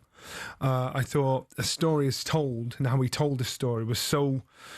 You told it from his point of view, and I thought, you know what, we all had to talk. We all had to talk about money. Brendan was never about money. I said it many times. Brendan died in the same house he'd been in for 40, 50 years. Naz was the guy that moved to the posh side of town, bought Lamborghinis, Ferraris and Porsches. So when he talks about money, he paints a picture of Brendan that was, to me, completely wrong. And I thought, when I heard it, I thought, how do you think I'm going to not say anything? Because silence is compliance. If I don't say anything, I'm vouching for what you're saying. Yeah. To me, it's complete BS. Yeah. And straight, even in the interview there, you saw him contradict himself in a heartbeat. Said one thing, then he said, I'm not here to tear him down. And I thought, and listen, I'm quite sure Naz, his sons and everybody are upset because I've shone light on the wrongs he's saying and what he's doing. It's from his point of view. But if you break it down, if people knew the real story, I think Naz will think to himself, you know what, I should have just not gone there. I shouldn't have said that. I don't understand. I just still don't understand. Naz is a very, very, very wealthy man, and his sons will be wealthy from what he's earned from it, and his wife and everybody will be. So why, if it was all about the money, and if that was the case, why did Brendan walk away? If it was all about the money, why did Brendan stay in the same house and drove one car, which was a Skoda, and bought himself a goat, and that was it? And if it was all about the money, I came to the gym in 1997 with Tom. Well, you were sparring that day actually, and I thought he was an amazing fella. And the way I can't do what he'd said, I can't say it on air, but the way he addressed everybody, his thinking was, "You're all the same." Yeah, basically. When you get in the ring, you're all the same, but he put it in a much more... A lot more this industrial language. Yeah. And I said to Brendan, because I saw a change in Naz as time has gone on, and that there was snippets there of the Naz that I saw, what are you doing? And I said to Brendan, is it always been like that? No, has money's changed? And we said, no, money's just magnified who he is. And he was very, very unorthodox in his teachings, Brendan, there was. And Naz is talking like he didn't understand where Brendan was coming from. Out of all of us, he spent more time with Brendan than all of us, but we all got treated the same. Like, you walked in the gym, you wouldn't know who was a champion and who was a novice.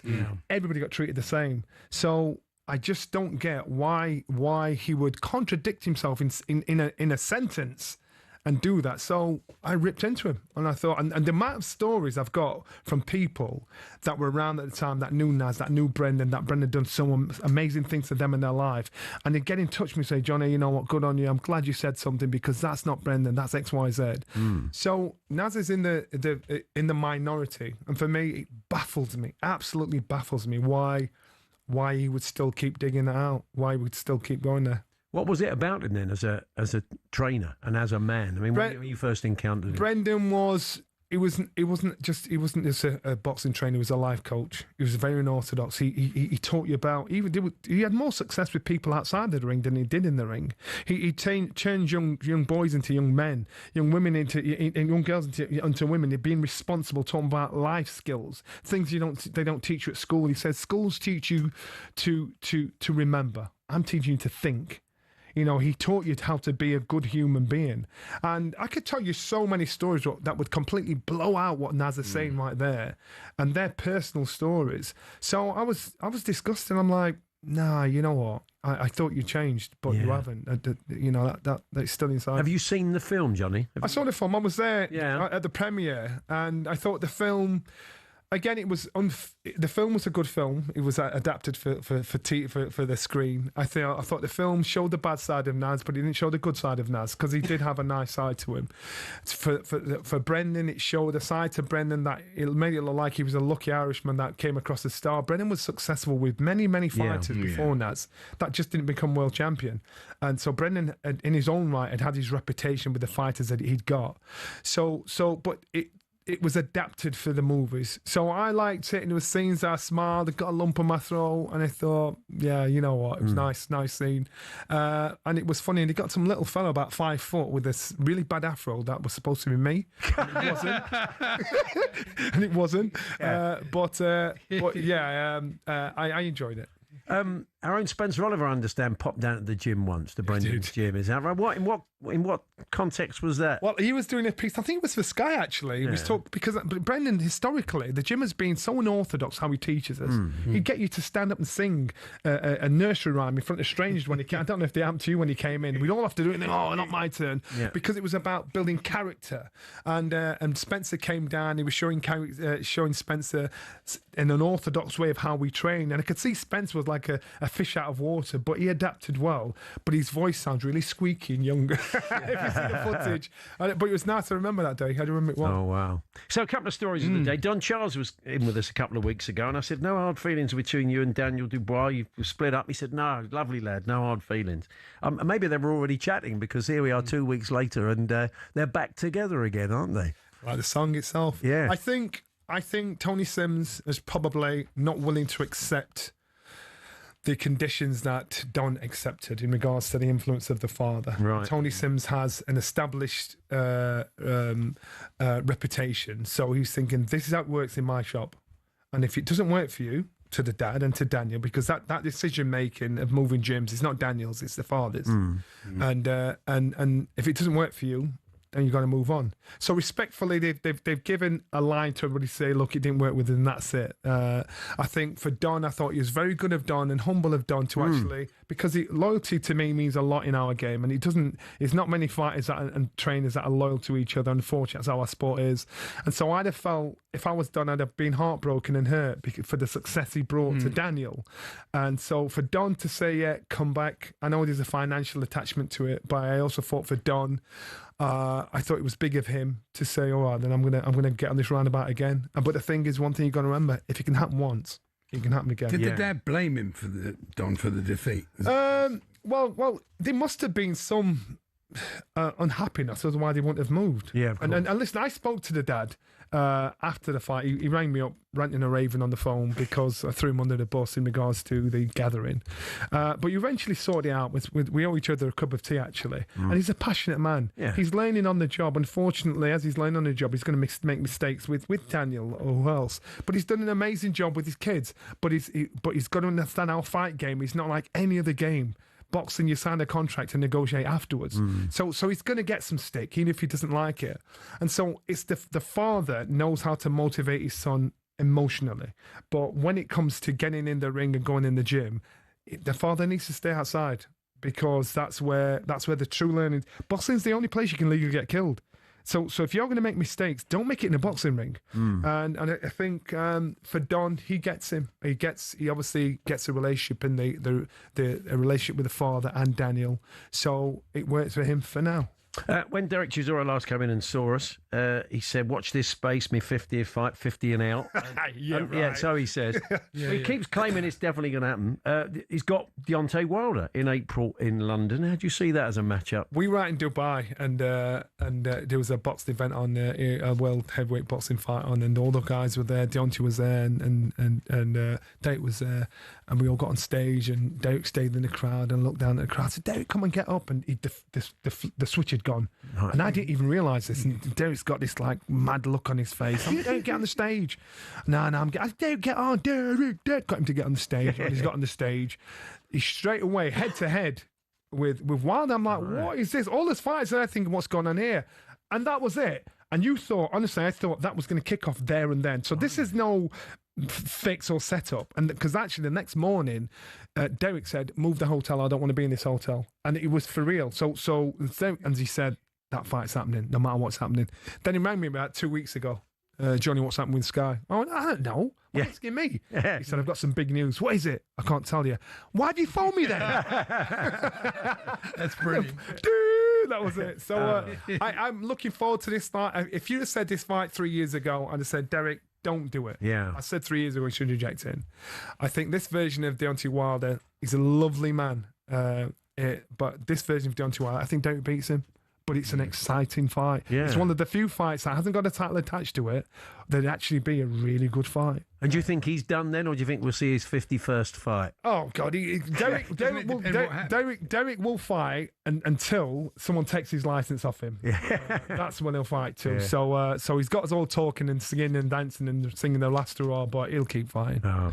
Well, Johnny's part of Talk Boxing this week. They've recorded Simon Jordan, Spencer Oliver with a squeaky voice back in the day, and Duke McKenzie. It's available from 8 p.m. tonight on the talkSPORT Boxing YouTube channel. You can go and check. Always a pleasure, Johnny. Lovely to see you. Absolutely. I like the new furnishings as well. It's nice, isn't it? Yeah, they've done the cameras everywhere, so we're not just on the radio. Are we? Oh no. Hey, I've got to do my hair. Escape it. That's right. Good to see. Cheers, Johnny. All Thank the you, best. boys. Cheers, Johnny Nelson there. Still to come this afternoon. Graham Scott, former Premier League referee, and his cameo in a famous Jose Mourinho clip.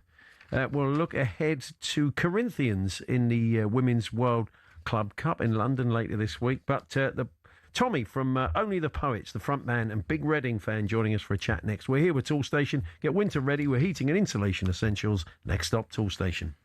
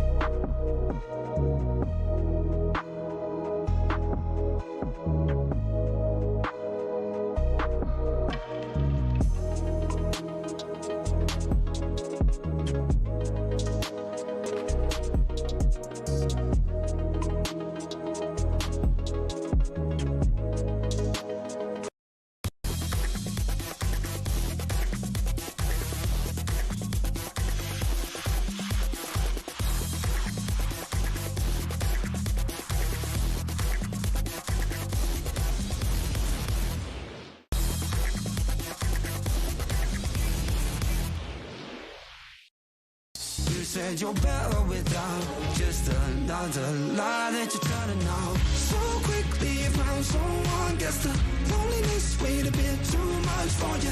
You can fake, you can say it's coincidental. Good afternoon, Paul Hawksbee and Andy Jacobs here on talkSPORT. That is the band Only the Poets. That is Monumental. Their new song is out in a few days' time, and their new album is out also at the end of the month. They've got some big gigs coming up, and Tommy, their frontman Tommy Longhurst, joins us now. A big Reading fan. Hi, Tommy. Hello, mate. How are you? Yeah, we're good, thank you. Sounding good. So is this? Well, the album's out on the 30th? Is that right? Yeah, Friday, mate. Fantastic. Yeah, and that's like the lead single off the record, so we're very, very excited. Currently in the rehearsal room right now, getting ready for our shows at the weekend to celebrate the album. Yeah. Yeah, you're playing in Brixton, aren't you? And it's a nice thing you've done. Well, your prices for the shows, I'd say, are beyond reasonable. Yeah. And also you've been sort of looking to give a bit of an unsigned band a leg up as well, haven't you? Tell us more.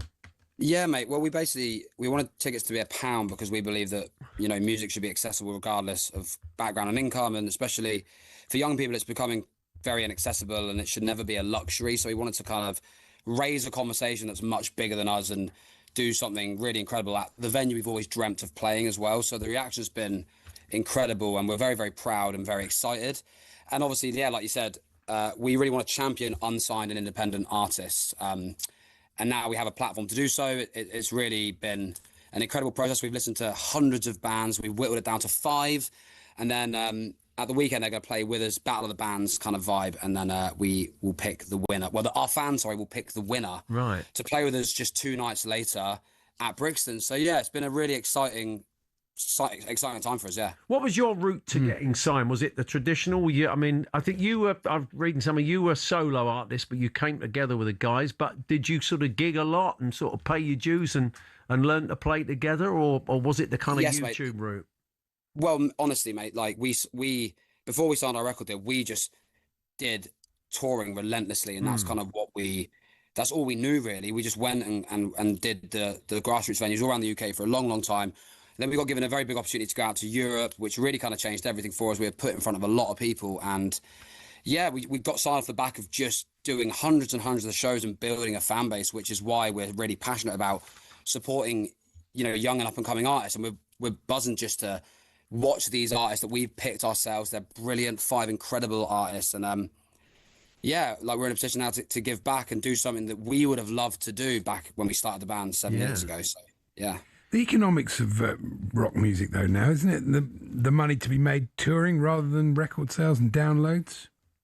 Well, obviously, the industry has changed a lot. Streaming, people don't really buy records as much. So, yeah, for sure, touring is definitely a brilliant thing. And I think for us, it's just that human element of just being in a room with our fans and performing is kind of why we started this. So the fact that we get, we have fans now, we get to travel and do this all the time is a beautiful bonus. And we will always remain very grateful for as long as this, long may it continue. But yeah, we're just so grateful. And it's the thing we love to do the most is to play shows. We love recording, we love writing, but being out on stage and feeling that energy from the crowd is what makes us fall in love with this over and over again. You've got links to Reading, and the club themselves have kind of embraced you. You've done sort of kit launches and stuff, and you've got more things going on currently with them, haven't you? Yeah, we're going there tonight, actually. We're doing an acoustic set in the hospitality bit tonight. We went and saw them at the weekend. Unfortunately, we drew 2-2, but we're looking good. We're looking good. Liam's done an amazing job, our new manager. Exeter tonight. I'm going 2-1. Me and the lads are going, very excited. But yeah, we did like a collaborative album sleeve with them that's just for Reading fans that we were giving away for free and signing at the Mega Store on Saturday. And we're doing some more tonight. And I guess the little kid inside me is beaming because I never thought we'd be working with the club so closely. Because football and music go hand in hand, And yeah, we're great Reading fans and just thrilled to be doing anything with them, really. And they're really looking after us, which is lovely. Do you remember that little Premier League era? Of course. Yeah. Season ticket holder, yeah. Yeah. They were better days, mate. Yeah. But, I mean, look, I'd love for us to get back there. Obviously, we're down in League One at the minute, but I'm confident we can push for playoffs this year. We actually went to the training ground. The club invited us to the training ground as well last week, which was just phenomenal to be able to watch the players train and meet them, and you see the levels. But the infrastructure of our club is amazing, and we're definitely I believe we deserve to certainly be in the Championship and hopefully one day in the Prem again. Yeah. Do you play a bit yourselves? Do you boys have a kick about now and again? I'll tell you what, mate, we were saying to each other, we watched them train and we went and played and it was embarrassing. I think we should just stick to playing music. I mean, it's like any young lad, especially in the UK, we all want to be footballers, but we never really had it, any of us. Yeah. I mean, you're doing big shows of your own now, including the Brixton one that's coming up, but you've done some big support tours, haven't you? And worked with a lot of big people over here and abroad. Yeah, we've been so lucky. We supported Lewis Capaldi, Youngblood, Bastille, the Wombats. We just supported the Wombats in the US and Canada, which was just amazing to go and see the world. Not just, perform, but literally go and see America. We haven't been really, and that was incredible. And yeah, I think, again, we just have really, really kind of just grafted and tried to play for as many people as possible. And we've been fortunate enough to go on tour with these amazing artists and, built up a fan base to get where we are now. So I take it £1 a ticket, the Brixton Academy sold out, is it? Yes, it is, mate. It did sell out. It would sell out very quickly. Yeah. Well, that would be, yeah. I mean, if it did, still was the lovely surprise. Yeah. It went quick. It went in 10 minutes. And like I said earlier, I think it's just having that many people celebrate something that we're so passionate about, and if we can just raise that conversation of accessibility in music, I think that's something that we can look back on. If we make a tiny bit of a difference, then I think we can be really proud of that kind of legacy that we hopefully leave behind us. Well, it's good you're putting something back. Plenty of bands don't. So, but all the best. Good to talk to you, Tommy. Thanks very much for joining us. Thank you, guys. Have a great day. Only the Poets, Tommy's band, and you can go and check them out. You won't get tickets to the Brixton Academy, but check out the new album, which is out on the 30th. It's called "And I Do It Again." That was monumental. The new song. It's Paul Hawksbee and Andy Jacobs here on talkSPORT. Still to come this afternoon. We will be chatting to Raphael Honigstein. He is a journalist and broadcaster, and we're going to be talking Harry Kane, World Cup boycotts potentially, although that's looking less likely, I would imagine. And we'll keep you in touch with cricket. Plus, we'll look into a big night in League 1 and 2. We're talking about Reading Exeter there. And we've got the Women's World Club Cup in London later this week. And Corinthians of Brazil will be featuring, along with the Arsenal, of course, will be playing. But we'll tell you more about that. And we'll hear from a representative who knows all about the Corinthians women's team. And Chris Watney from Corinthian Casuals popping in as well.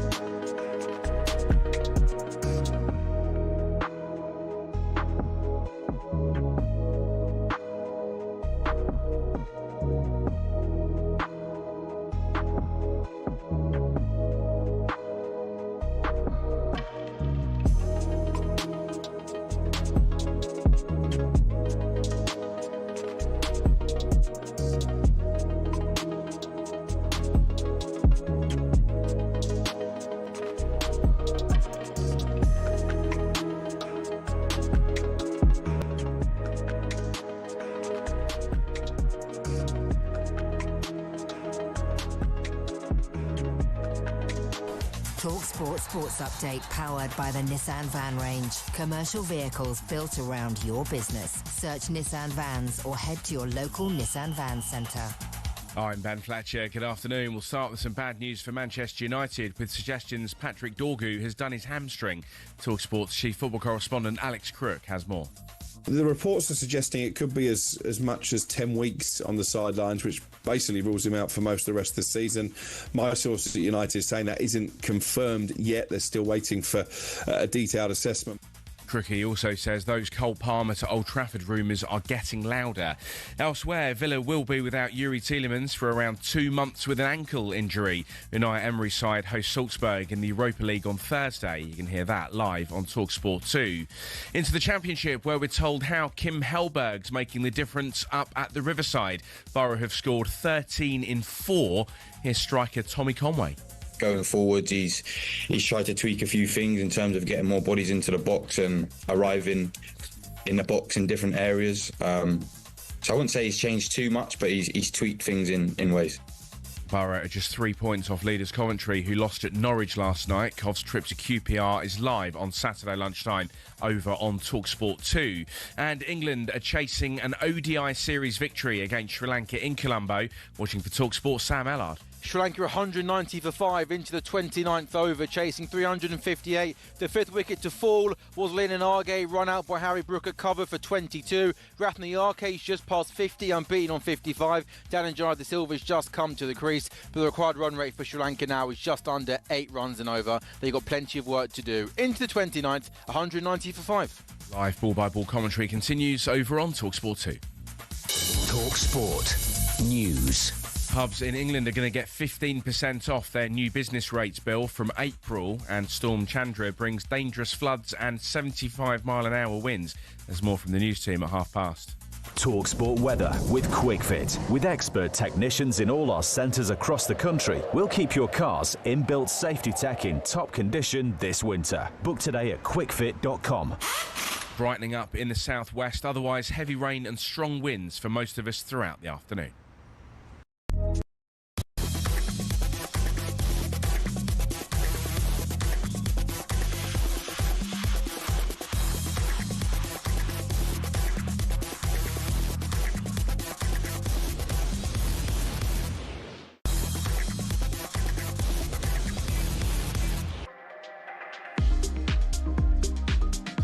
Good afternoon, Paul Hawksbee and Andy Jacobs here on talkSPORT. Former Premier League referee Graham Scott joining us for a chat later on. He features a little cameo in a very famous Jose video that, of course, surfaced on Jose's 63rd birthday yesterday. That and a whole lot more. We're going to be finding out more about the Women's World Club Cup and the Corinthians. People are coming in to chat about that. But before all of that, we're bringing you the game between Sri Lanka and England, the third and decisive one-dayer.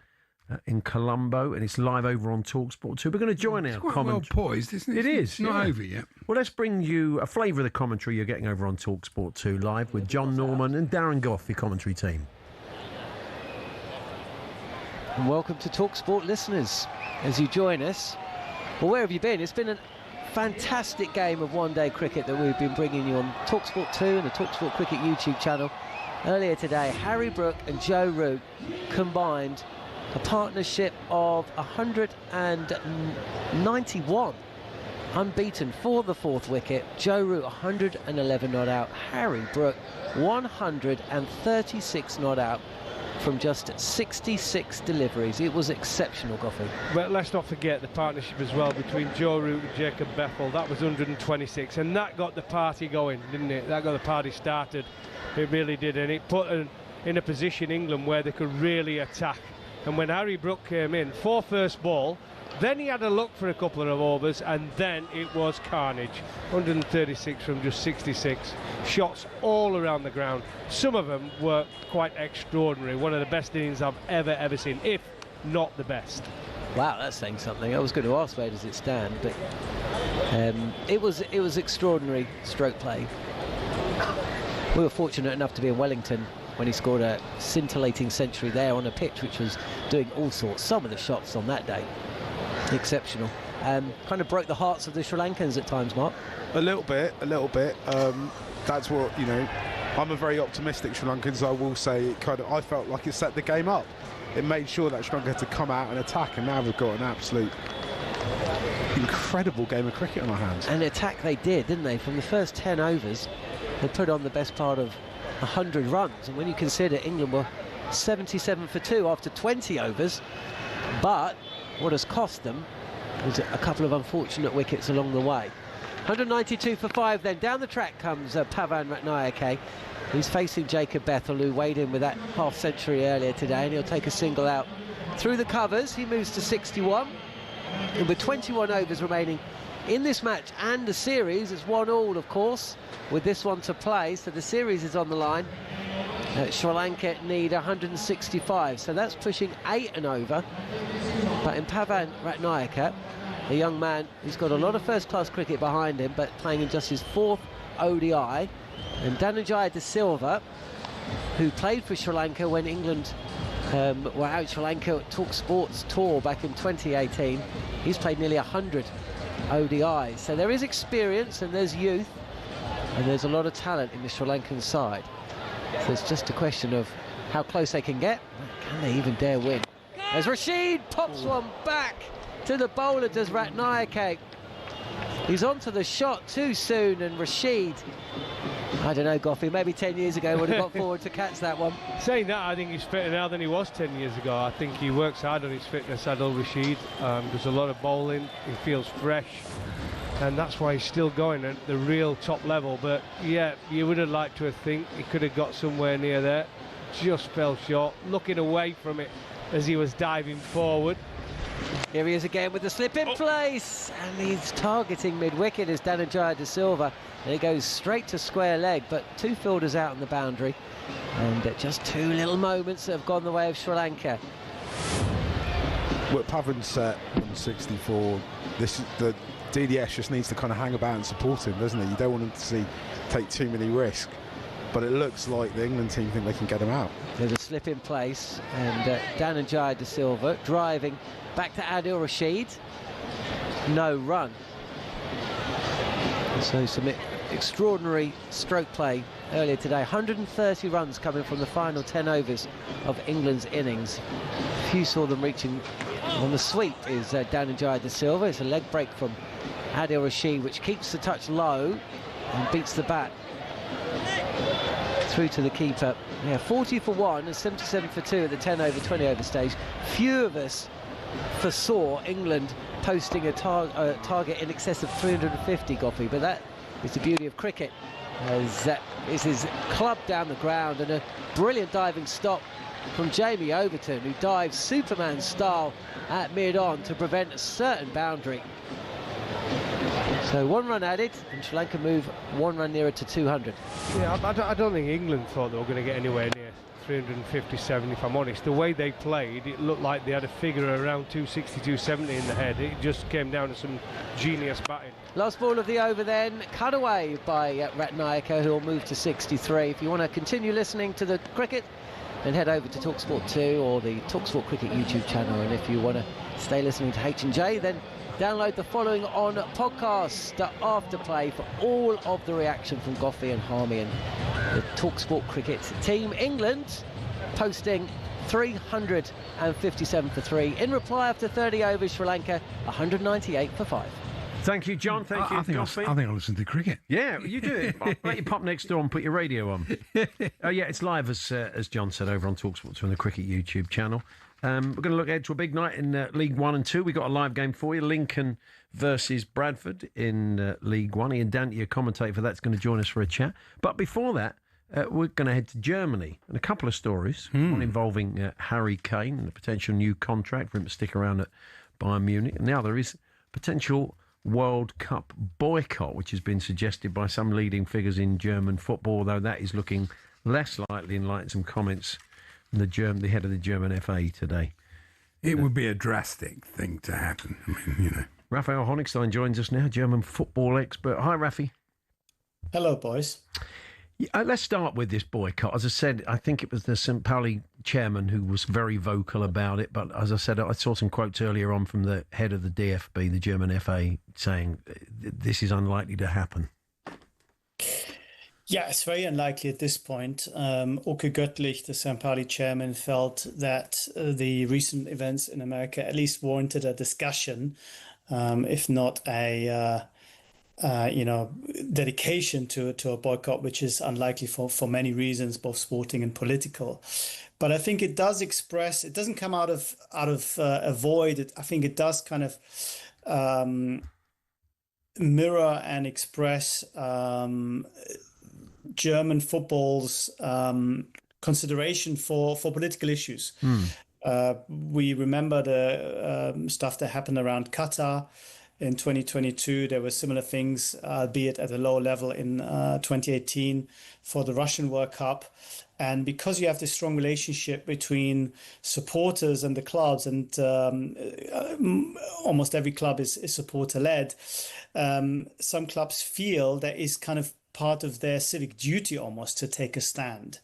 I think the flip side to that is that a lot of things get hoisted upon football for football to make a statement where the rest of society or even politics feel they wouldn't. I mean, no one would call for Germany cutting off all ties with the US and sending, the military home, or no longer dealing on the economic market with the US. So football always seems to be in a position where they have to be whiter than white. And I think that creates sometimes an unrealistic expectation when it comes to the moral stance of the game. Yeah, I mean, as we said, the quotes from the DFB are that they feel unanimously that the debate is completely misguided at this point in time. So, but there's been similar feelings in Holland and other parts of Europe, so we'll see how that develops. Let's move on to Harry Kane then.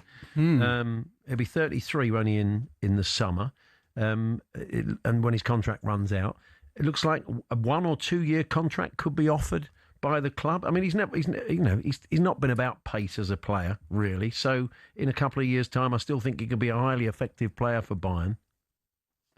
Well, Bayern certainly think so, which is why those negotiations have taken up a little bit of pace in recent weeks and months. I think the noises coming out of Munich are that they are confident that this can be done. I think the Kane family are extremely happy and very settled in Munich. It's a nice balance between, all the amenities that you'd expect as a professional footballer, but at the same time being a foreigner, not quite in the same spotlight as a German player of his status would be. Not that we have any strikers of that status, sadly, at the moment.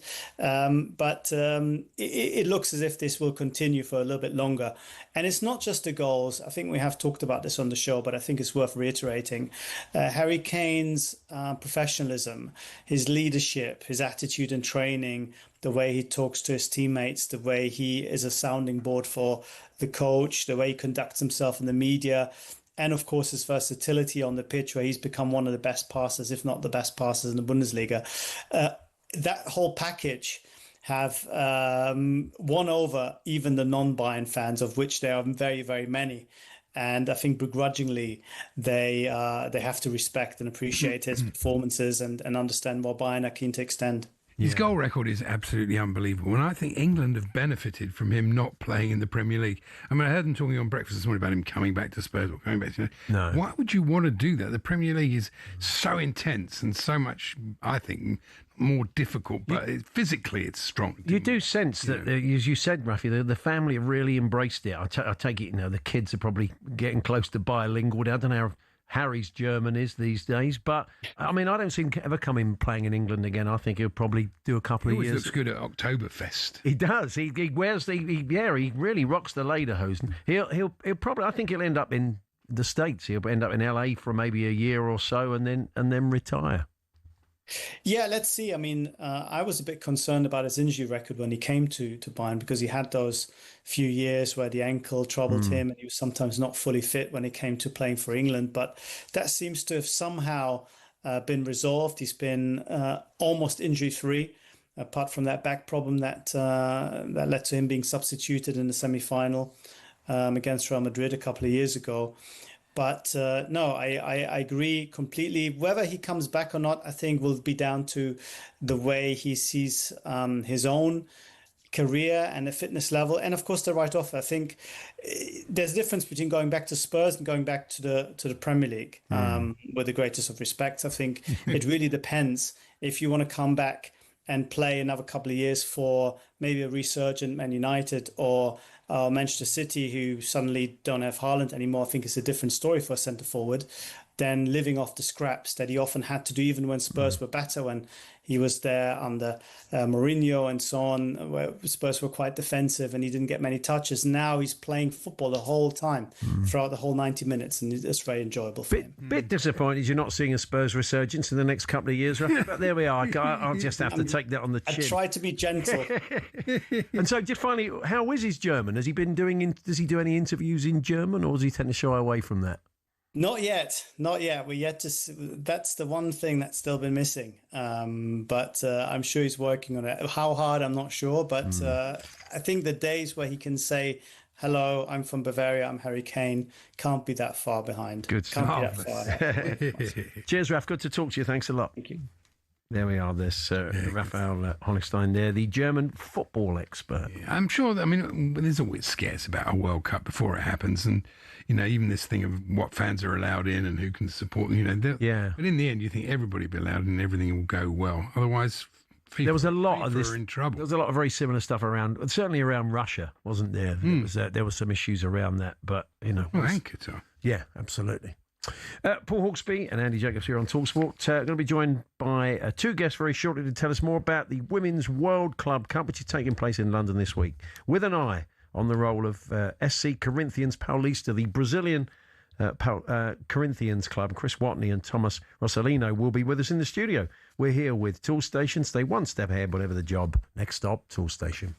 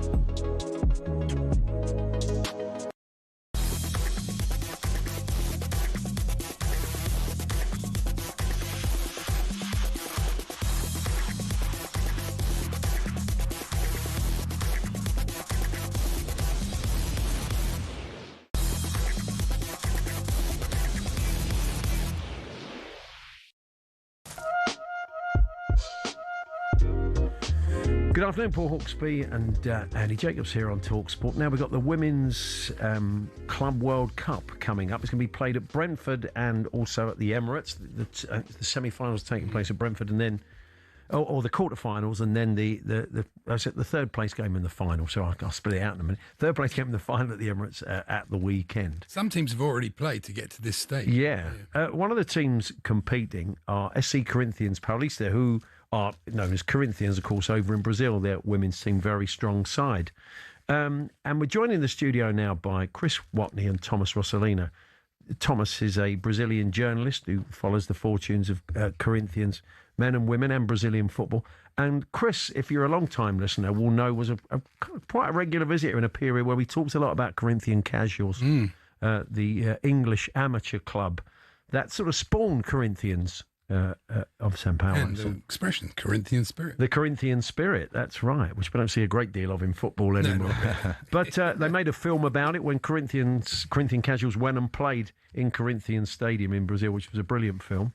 So, Chris, Thomas, good to see you. Good to see you. Yeah, I was just saying, Chris, how long is it since the film came out? When that amazing story of how you guys all went over and played against Corinthians of Brazil. The film Brothers in Football came out in 2018. Yeah, and it was on ITV for about 3 years as well, from 2019. It's now on YouTube, so everyone can see it on YouTube. It's a lovely film. It's so inspiring. Stars it's a great yourselves. Story. Yes, we have a mic when you joined us in the studio. So, Thomas, how did you get to know Chris? So I was working for Multimall, which is the website where we published the book. And Chris was always a big fan with Danilo, which is the owner. And pandemic hit. We wanted to do something about it. So there was any matches or stories to be published. So Danilo said, I really like to write a book about the Casuals Corinthians legacy and history. So we didn't have any books about it in Portuguese. So the major fan base of Corinthians they speak Portuguese. Yeah.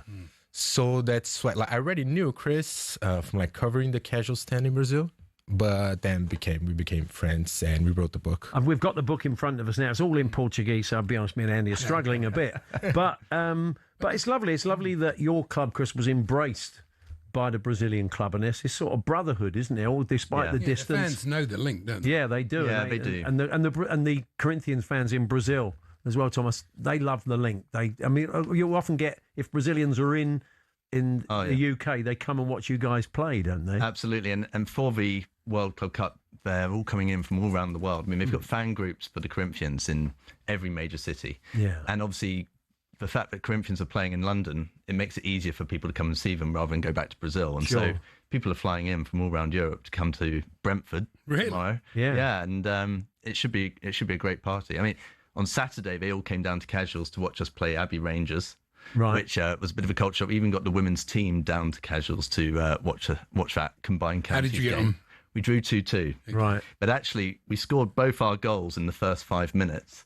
And all the fans were in the car park cheering the Corinthians women in, so they missed the goals, and then we went in. It's an amazing story, an amazing connection. So, how did Corinthians qualify for this tournament? Were they the league winners in Brazil? They won the Libertadores. Oh, Libertadores. The women's Libertadores. So they have already 3 straight championships. So the major story in South American football. So they're dominating the league for years now, since in 2020, been champions 3 times Libertadores, and they're the main program for women's football. Brazil is going to host the World Cup in next year, and the whole program is based about the former Corinthians manager. The executive was Corinthians that went to Brazil national team. Manager also, we went silver medalists in the Paris 2024. Had 6 Corinthians players and other 3 former players, so half of the squad were part of the Corinthians team. This team is not really at the peak. I'd say the peak was 2 years ago, but still, they're going to fight for the first Women's World Championship. Yeah. And we were saying earlier on this, we've seen a lot of money going to Brazilian men's football. Do you think we might start to see... Is it predominantly a Brazilian team, Thomas, or are there overseas players playing for Corinthians women? To be fair, we have some news today. We have 2 Venezuelan players and a Colombian player. They're coming to London. They're going to arrive maybe late afternoon because they have problems with the visa. So the three, one is the signing, two are like former players. And we have a Uruguayan striker, Belen. Okay. So it's pretty much it. It's mostly Brazilian, not the really expanded like Brazilian league in men's football. It's almost like, I don't know, South American states. Yeah. But this is like mostly Brazilian team. Do casuals have a women's team as well, do they, Well, Chris? this is actually part of the story. So Yeah. FIFA really want the legacy of this tournament to be that we do set up a women's team. Yeah. And so... Because then they can go and play in the stadium. Yeah, right, exactly. That'd be the hope. But yeah, they really want us to start one up, and they're willing to get behind it and really try and support us. So yeah, hopefully there will be in the future.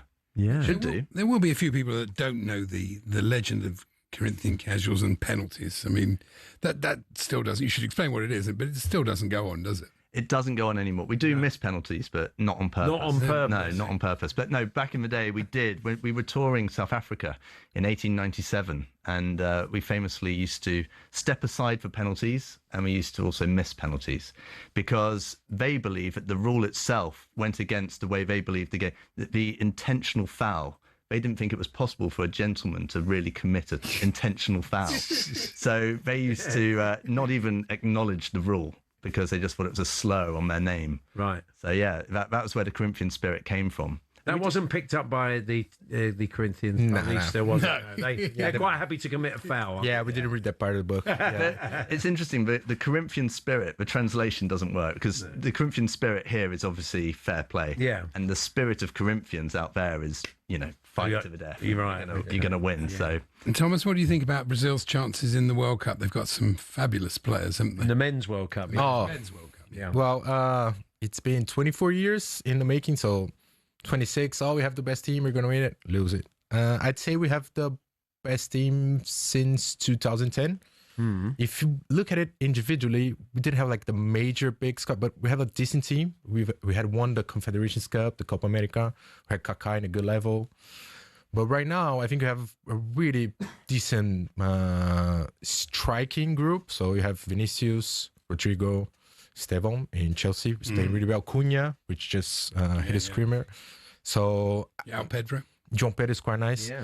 And their assistant manager, Paul Clement, used to play for Corinthian Casuals. Oh, what about that? There we go. Working with Ancelotti. It all ties together. Wow. 25 years ago, we played together at Casuals. So I take it there are still some tickets available. There are. Tomorrow night in Brentford, if well, people want to go along. So Corinthians tomorrow are playing Gotham FC from New York at 12:30 in the afternoon at Brentford Stadium. Oh, right. So there are tickets available. Yeah. And then the final will be at the Emirates on Sunday, and I think there's tickets still available for that. And the other two teams are Arsenal from Europe and Asfar from Morocco. Right. So it should be a great tournament. And like Tom was saying, that basically the Corinthians are the Real Madrid of South American football. They've won 6 league championships in a row, 3 Libertadores in a row.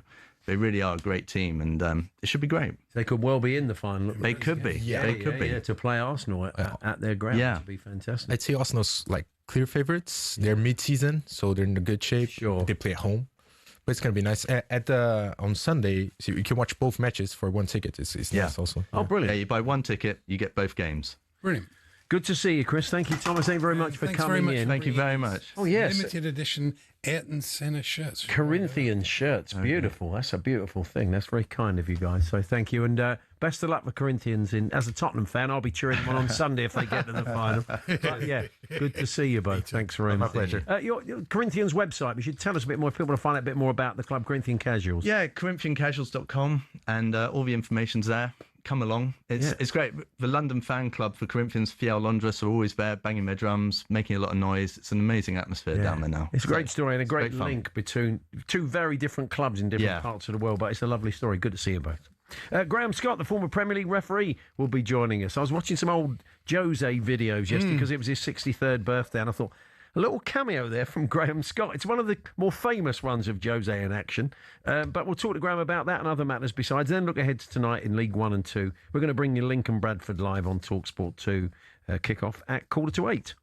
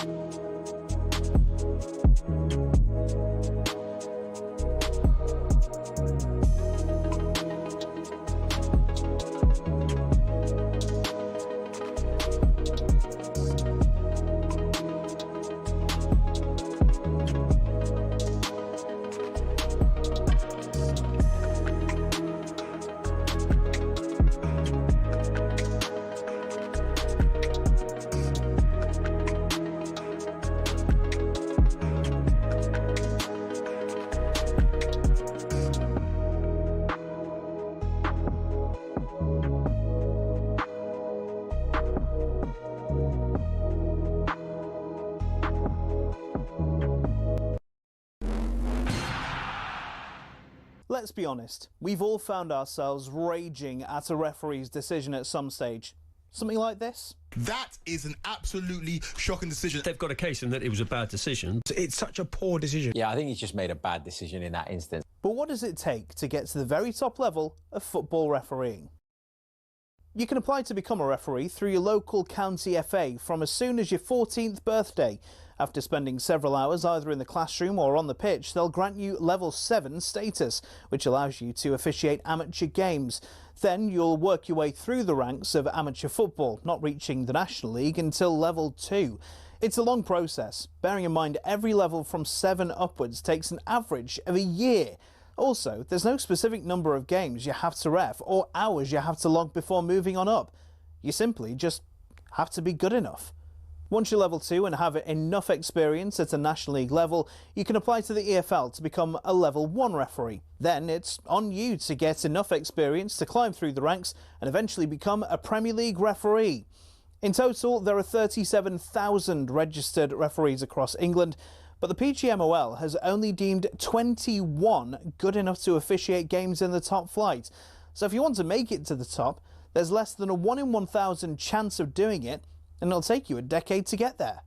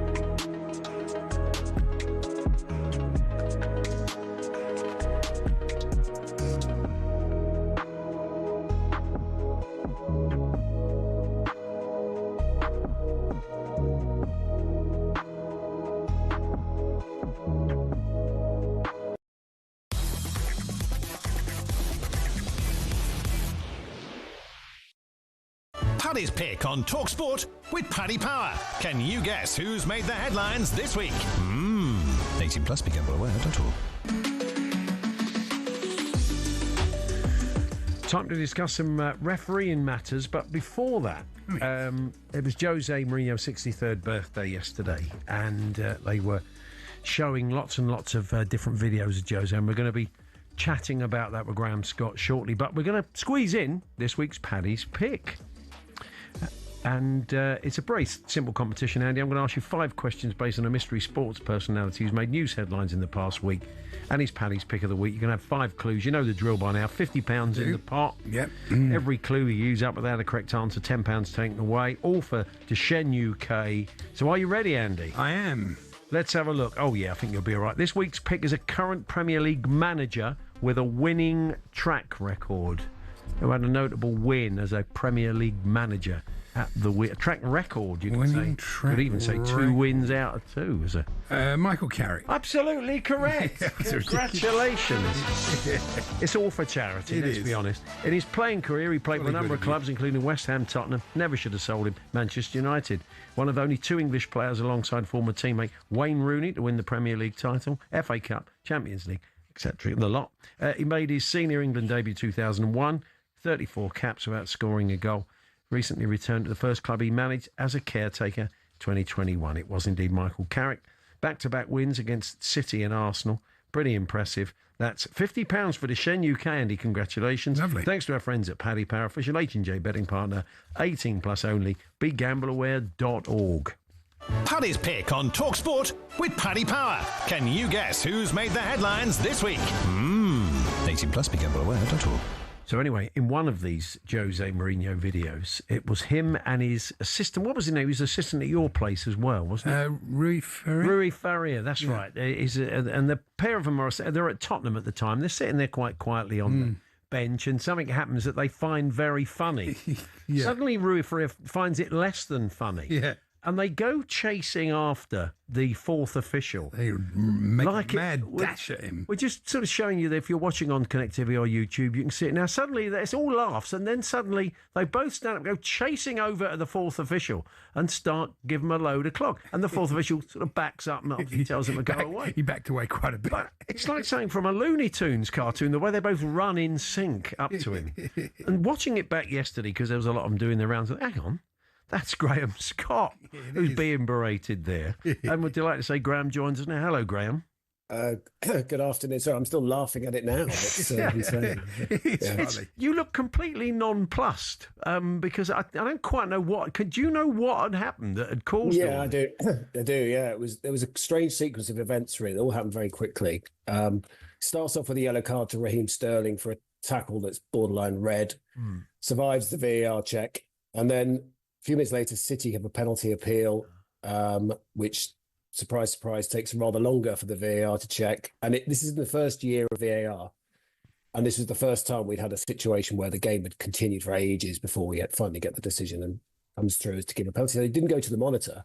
This is the golden age of VAR. This is the halcyon nostalgia that we love so much. So we have a penalty. So Sterling's on a yellow card.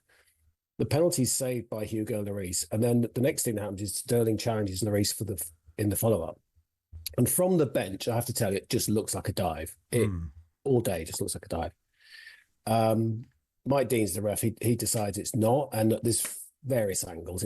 You couldn't prove one way or the other, to be honest. He probably did the right thing.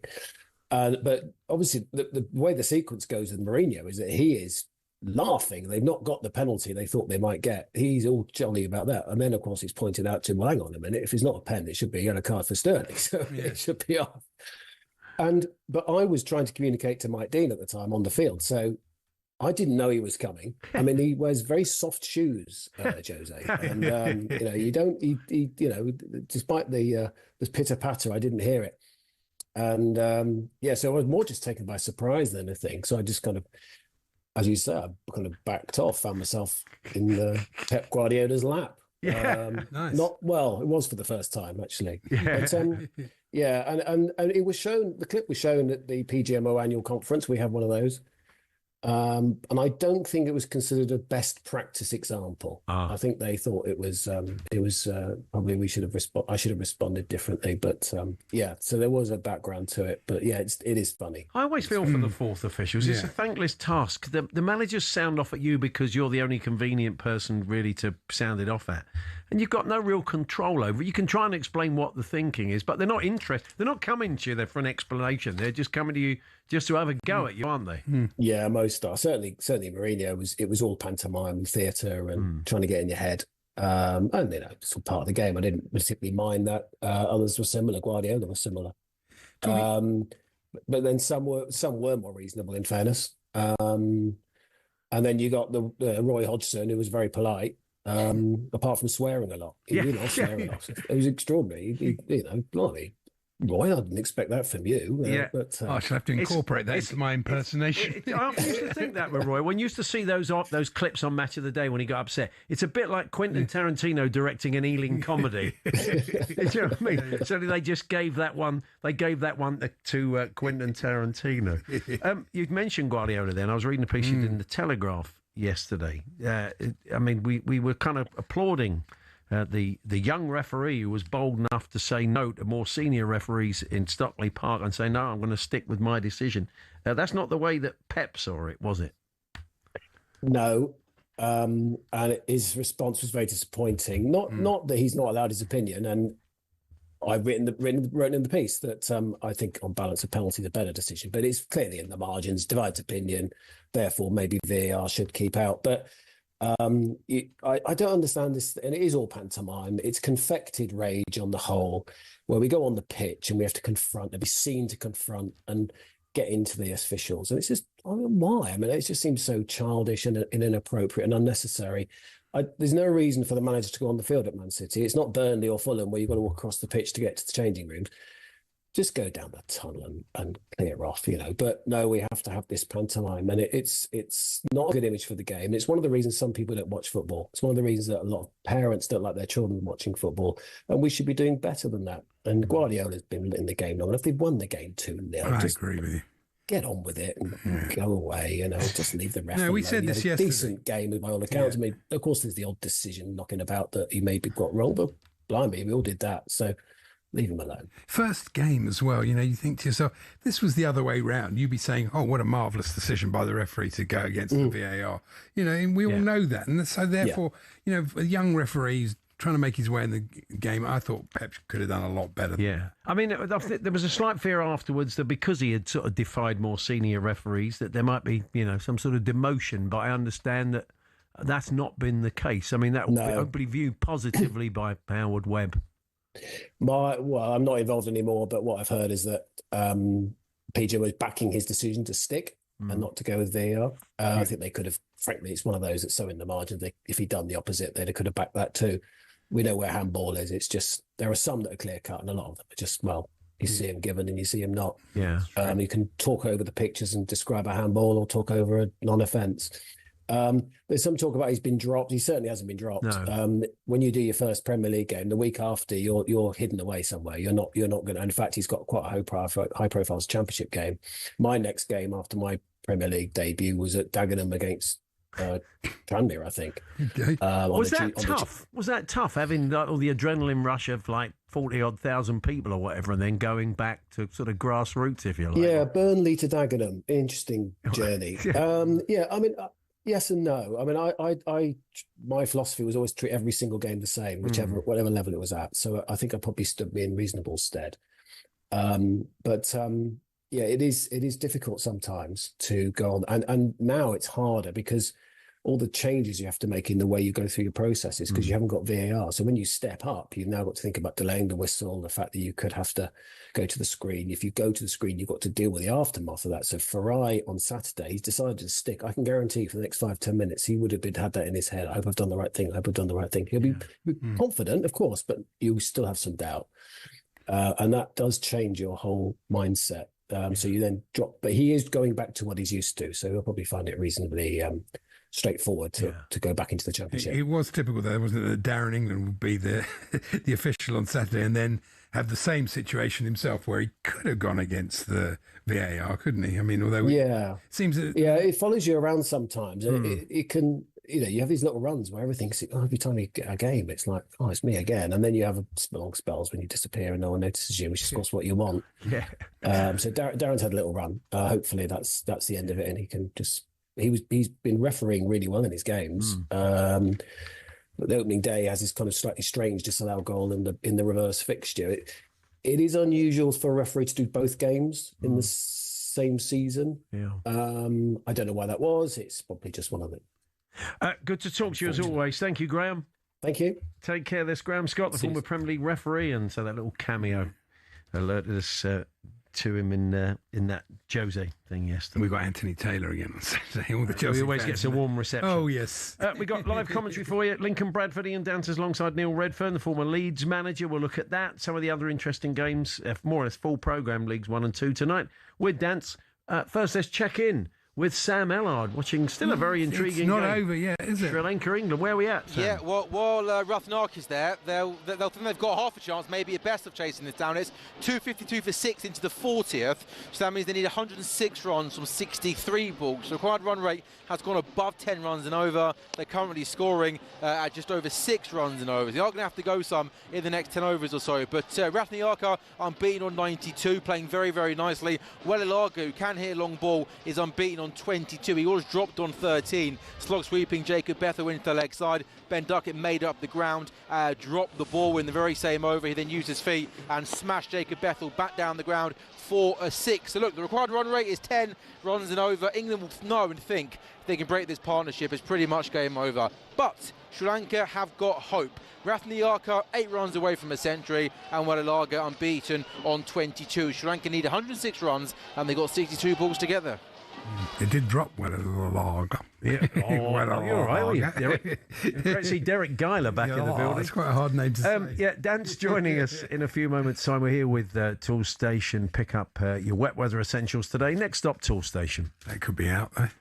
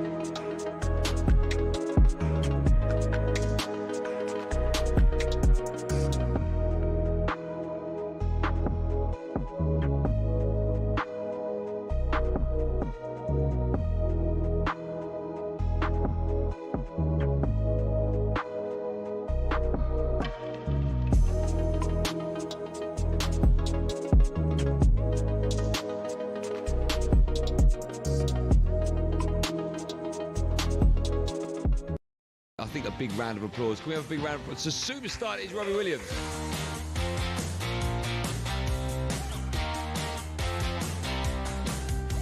Because, like, I had this idea about a Ryder Cup European boy bands versus American boy bands in a scrap.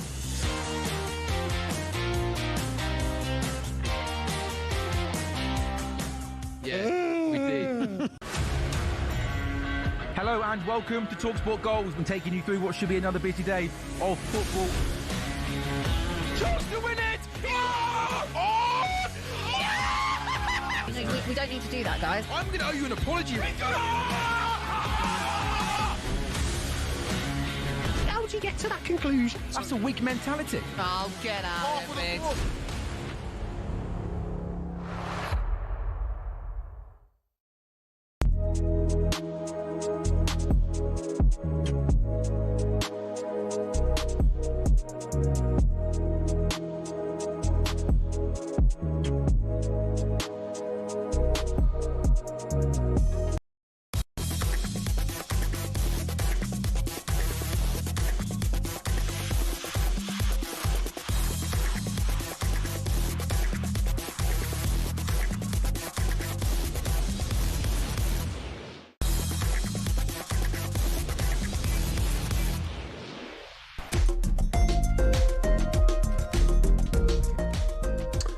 There's been another wicket in the game between England and Sri Lanka just as we left you to bring you the travel.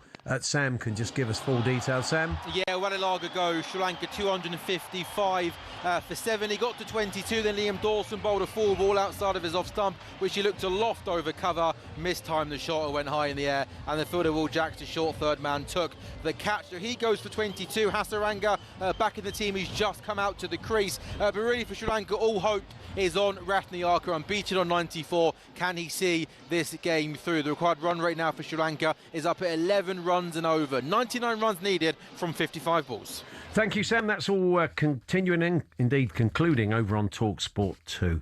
Before we hand over to Andy and Benty, we should talk about our live football tonight. Lovely spotlight on Leagues 1 and 2. And kick-off around the grounds. Adrian, Darren, Chris Wellamo and Dean Holden, all the goals they go in. But commentary over on talkSPORT 2 of Lincoln City versus Bradford City. Ian Dantas, your commentator, alongside Neil Redfern. Hi, Dance. Hello, fellas. Of course, you only want to talk about League One, Paul, because you think Tottenham are going to be there in That's 2 right. years' time. This is more a scouting mission for me. Give it a couple of years, Dan. So, look, today's times are pressing, so it'd probably be worth... Let's look at this game tonight and why we've made it our commentary game. There are some interesting matches tonight, but tell us about this one. Well, it's second against fourth for starters. And when I was doing my research for this, I looked up the records of the two managers, Michael Skubala of Lincoln and Graham Alexander of Bradford. And they're kind of bucking trends because they've both been in charge for over 2 years. And we all know the shelf life of VFL managers. You know, sometimes it can be between when the clocks go forward and the clocks go back. So to have over 2 years in charge, you can see the benefits that both Lincoln and Bradford have got from keeping... Skubala, for example, they finished, I think it was 11th last year, Lincoln. They, on the fringes of the playoffs the year before. Other clubs would have dispensed with their manager, but they've kept with Michael Skubala. And there they are in second in the table, 10 unbeaten. And Graham Alexander, who's been let go from clubs a little too soon in the past, in my opinion, like Salford, taken Bradford back into League One after a few years in League Two. And there they are, first season back at this level, and they're not too far away. Chelsea played Lincoln in the Carabao Cup, and I was quite impressed. They played really well that night, and it took quite a lot to beat them in the end. Yeah, the standard of League One football is better than people might think, Andy. I think you probably would go along with that, having seen some of the way they went about. I mean, I saw a lot of it last year when Birmingham were down there, and of course, a lot of teams came to St Andrews and played very defensively to try and sort of nullify our forward threats. But when teams go at you, there's some really good football on offer. And sometimes it's the teams that play the best football that get out of the division rather than anybody that plays anything a little bit more, belt and braces. I see Stockport are still up in those playoff positions as well, Dance. Yeah, they're at Blackpool tonight. Blackpool... They managed to get a win after 5 straight defeats, but they've got a guy in very good goal-scoring form, and Ashley Fletcher, who people might remember as a Manchester United and West Ham player. But the Hatters are 4 unbeaten under Dave Challoner, and they've been, since they got back to League One level, they've been in amongst it at the top end of the table. And then you've got that mid-table section. Have a look, lads, from Huddersfield in 6th, now under Liam Manning's tutelage, and you go down to Plymouth under Tom Cleverley in 14th. Just 6 points between those teams. It's a mad mid-table. It's like the Premier League. It is exactly like the Premier League. You're right. So it only takes a little bit of form, and suddenly you find yourself on the fringes of the playoffs. Well, give our best to Neil. Enjoy the game tonight. Thanks very much, Dan. Cheers, chaps. All the best. Lincoln City versus Bradford City tonight with Ian Danta and the former Leeds manager Neil Redfern. Kick-off with Adrian, Chris Sowelamo and Dean Holden. All the goals as they go, including Cardiff, Barnsley, Lincoln, Bradford, Bolton versus Burton, etc. So the guys will be out and about and keep you in touch with all the goals as they go in. Get your calls into the sports bar at 10 tonight. But coming up next, it is Andy Goldstein and Darren Bent with Drive.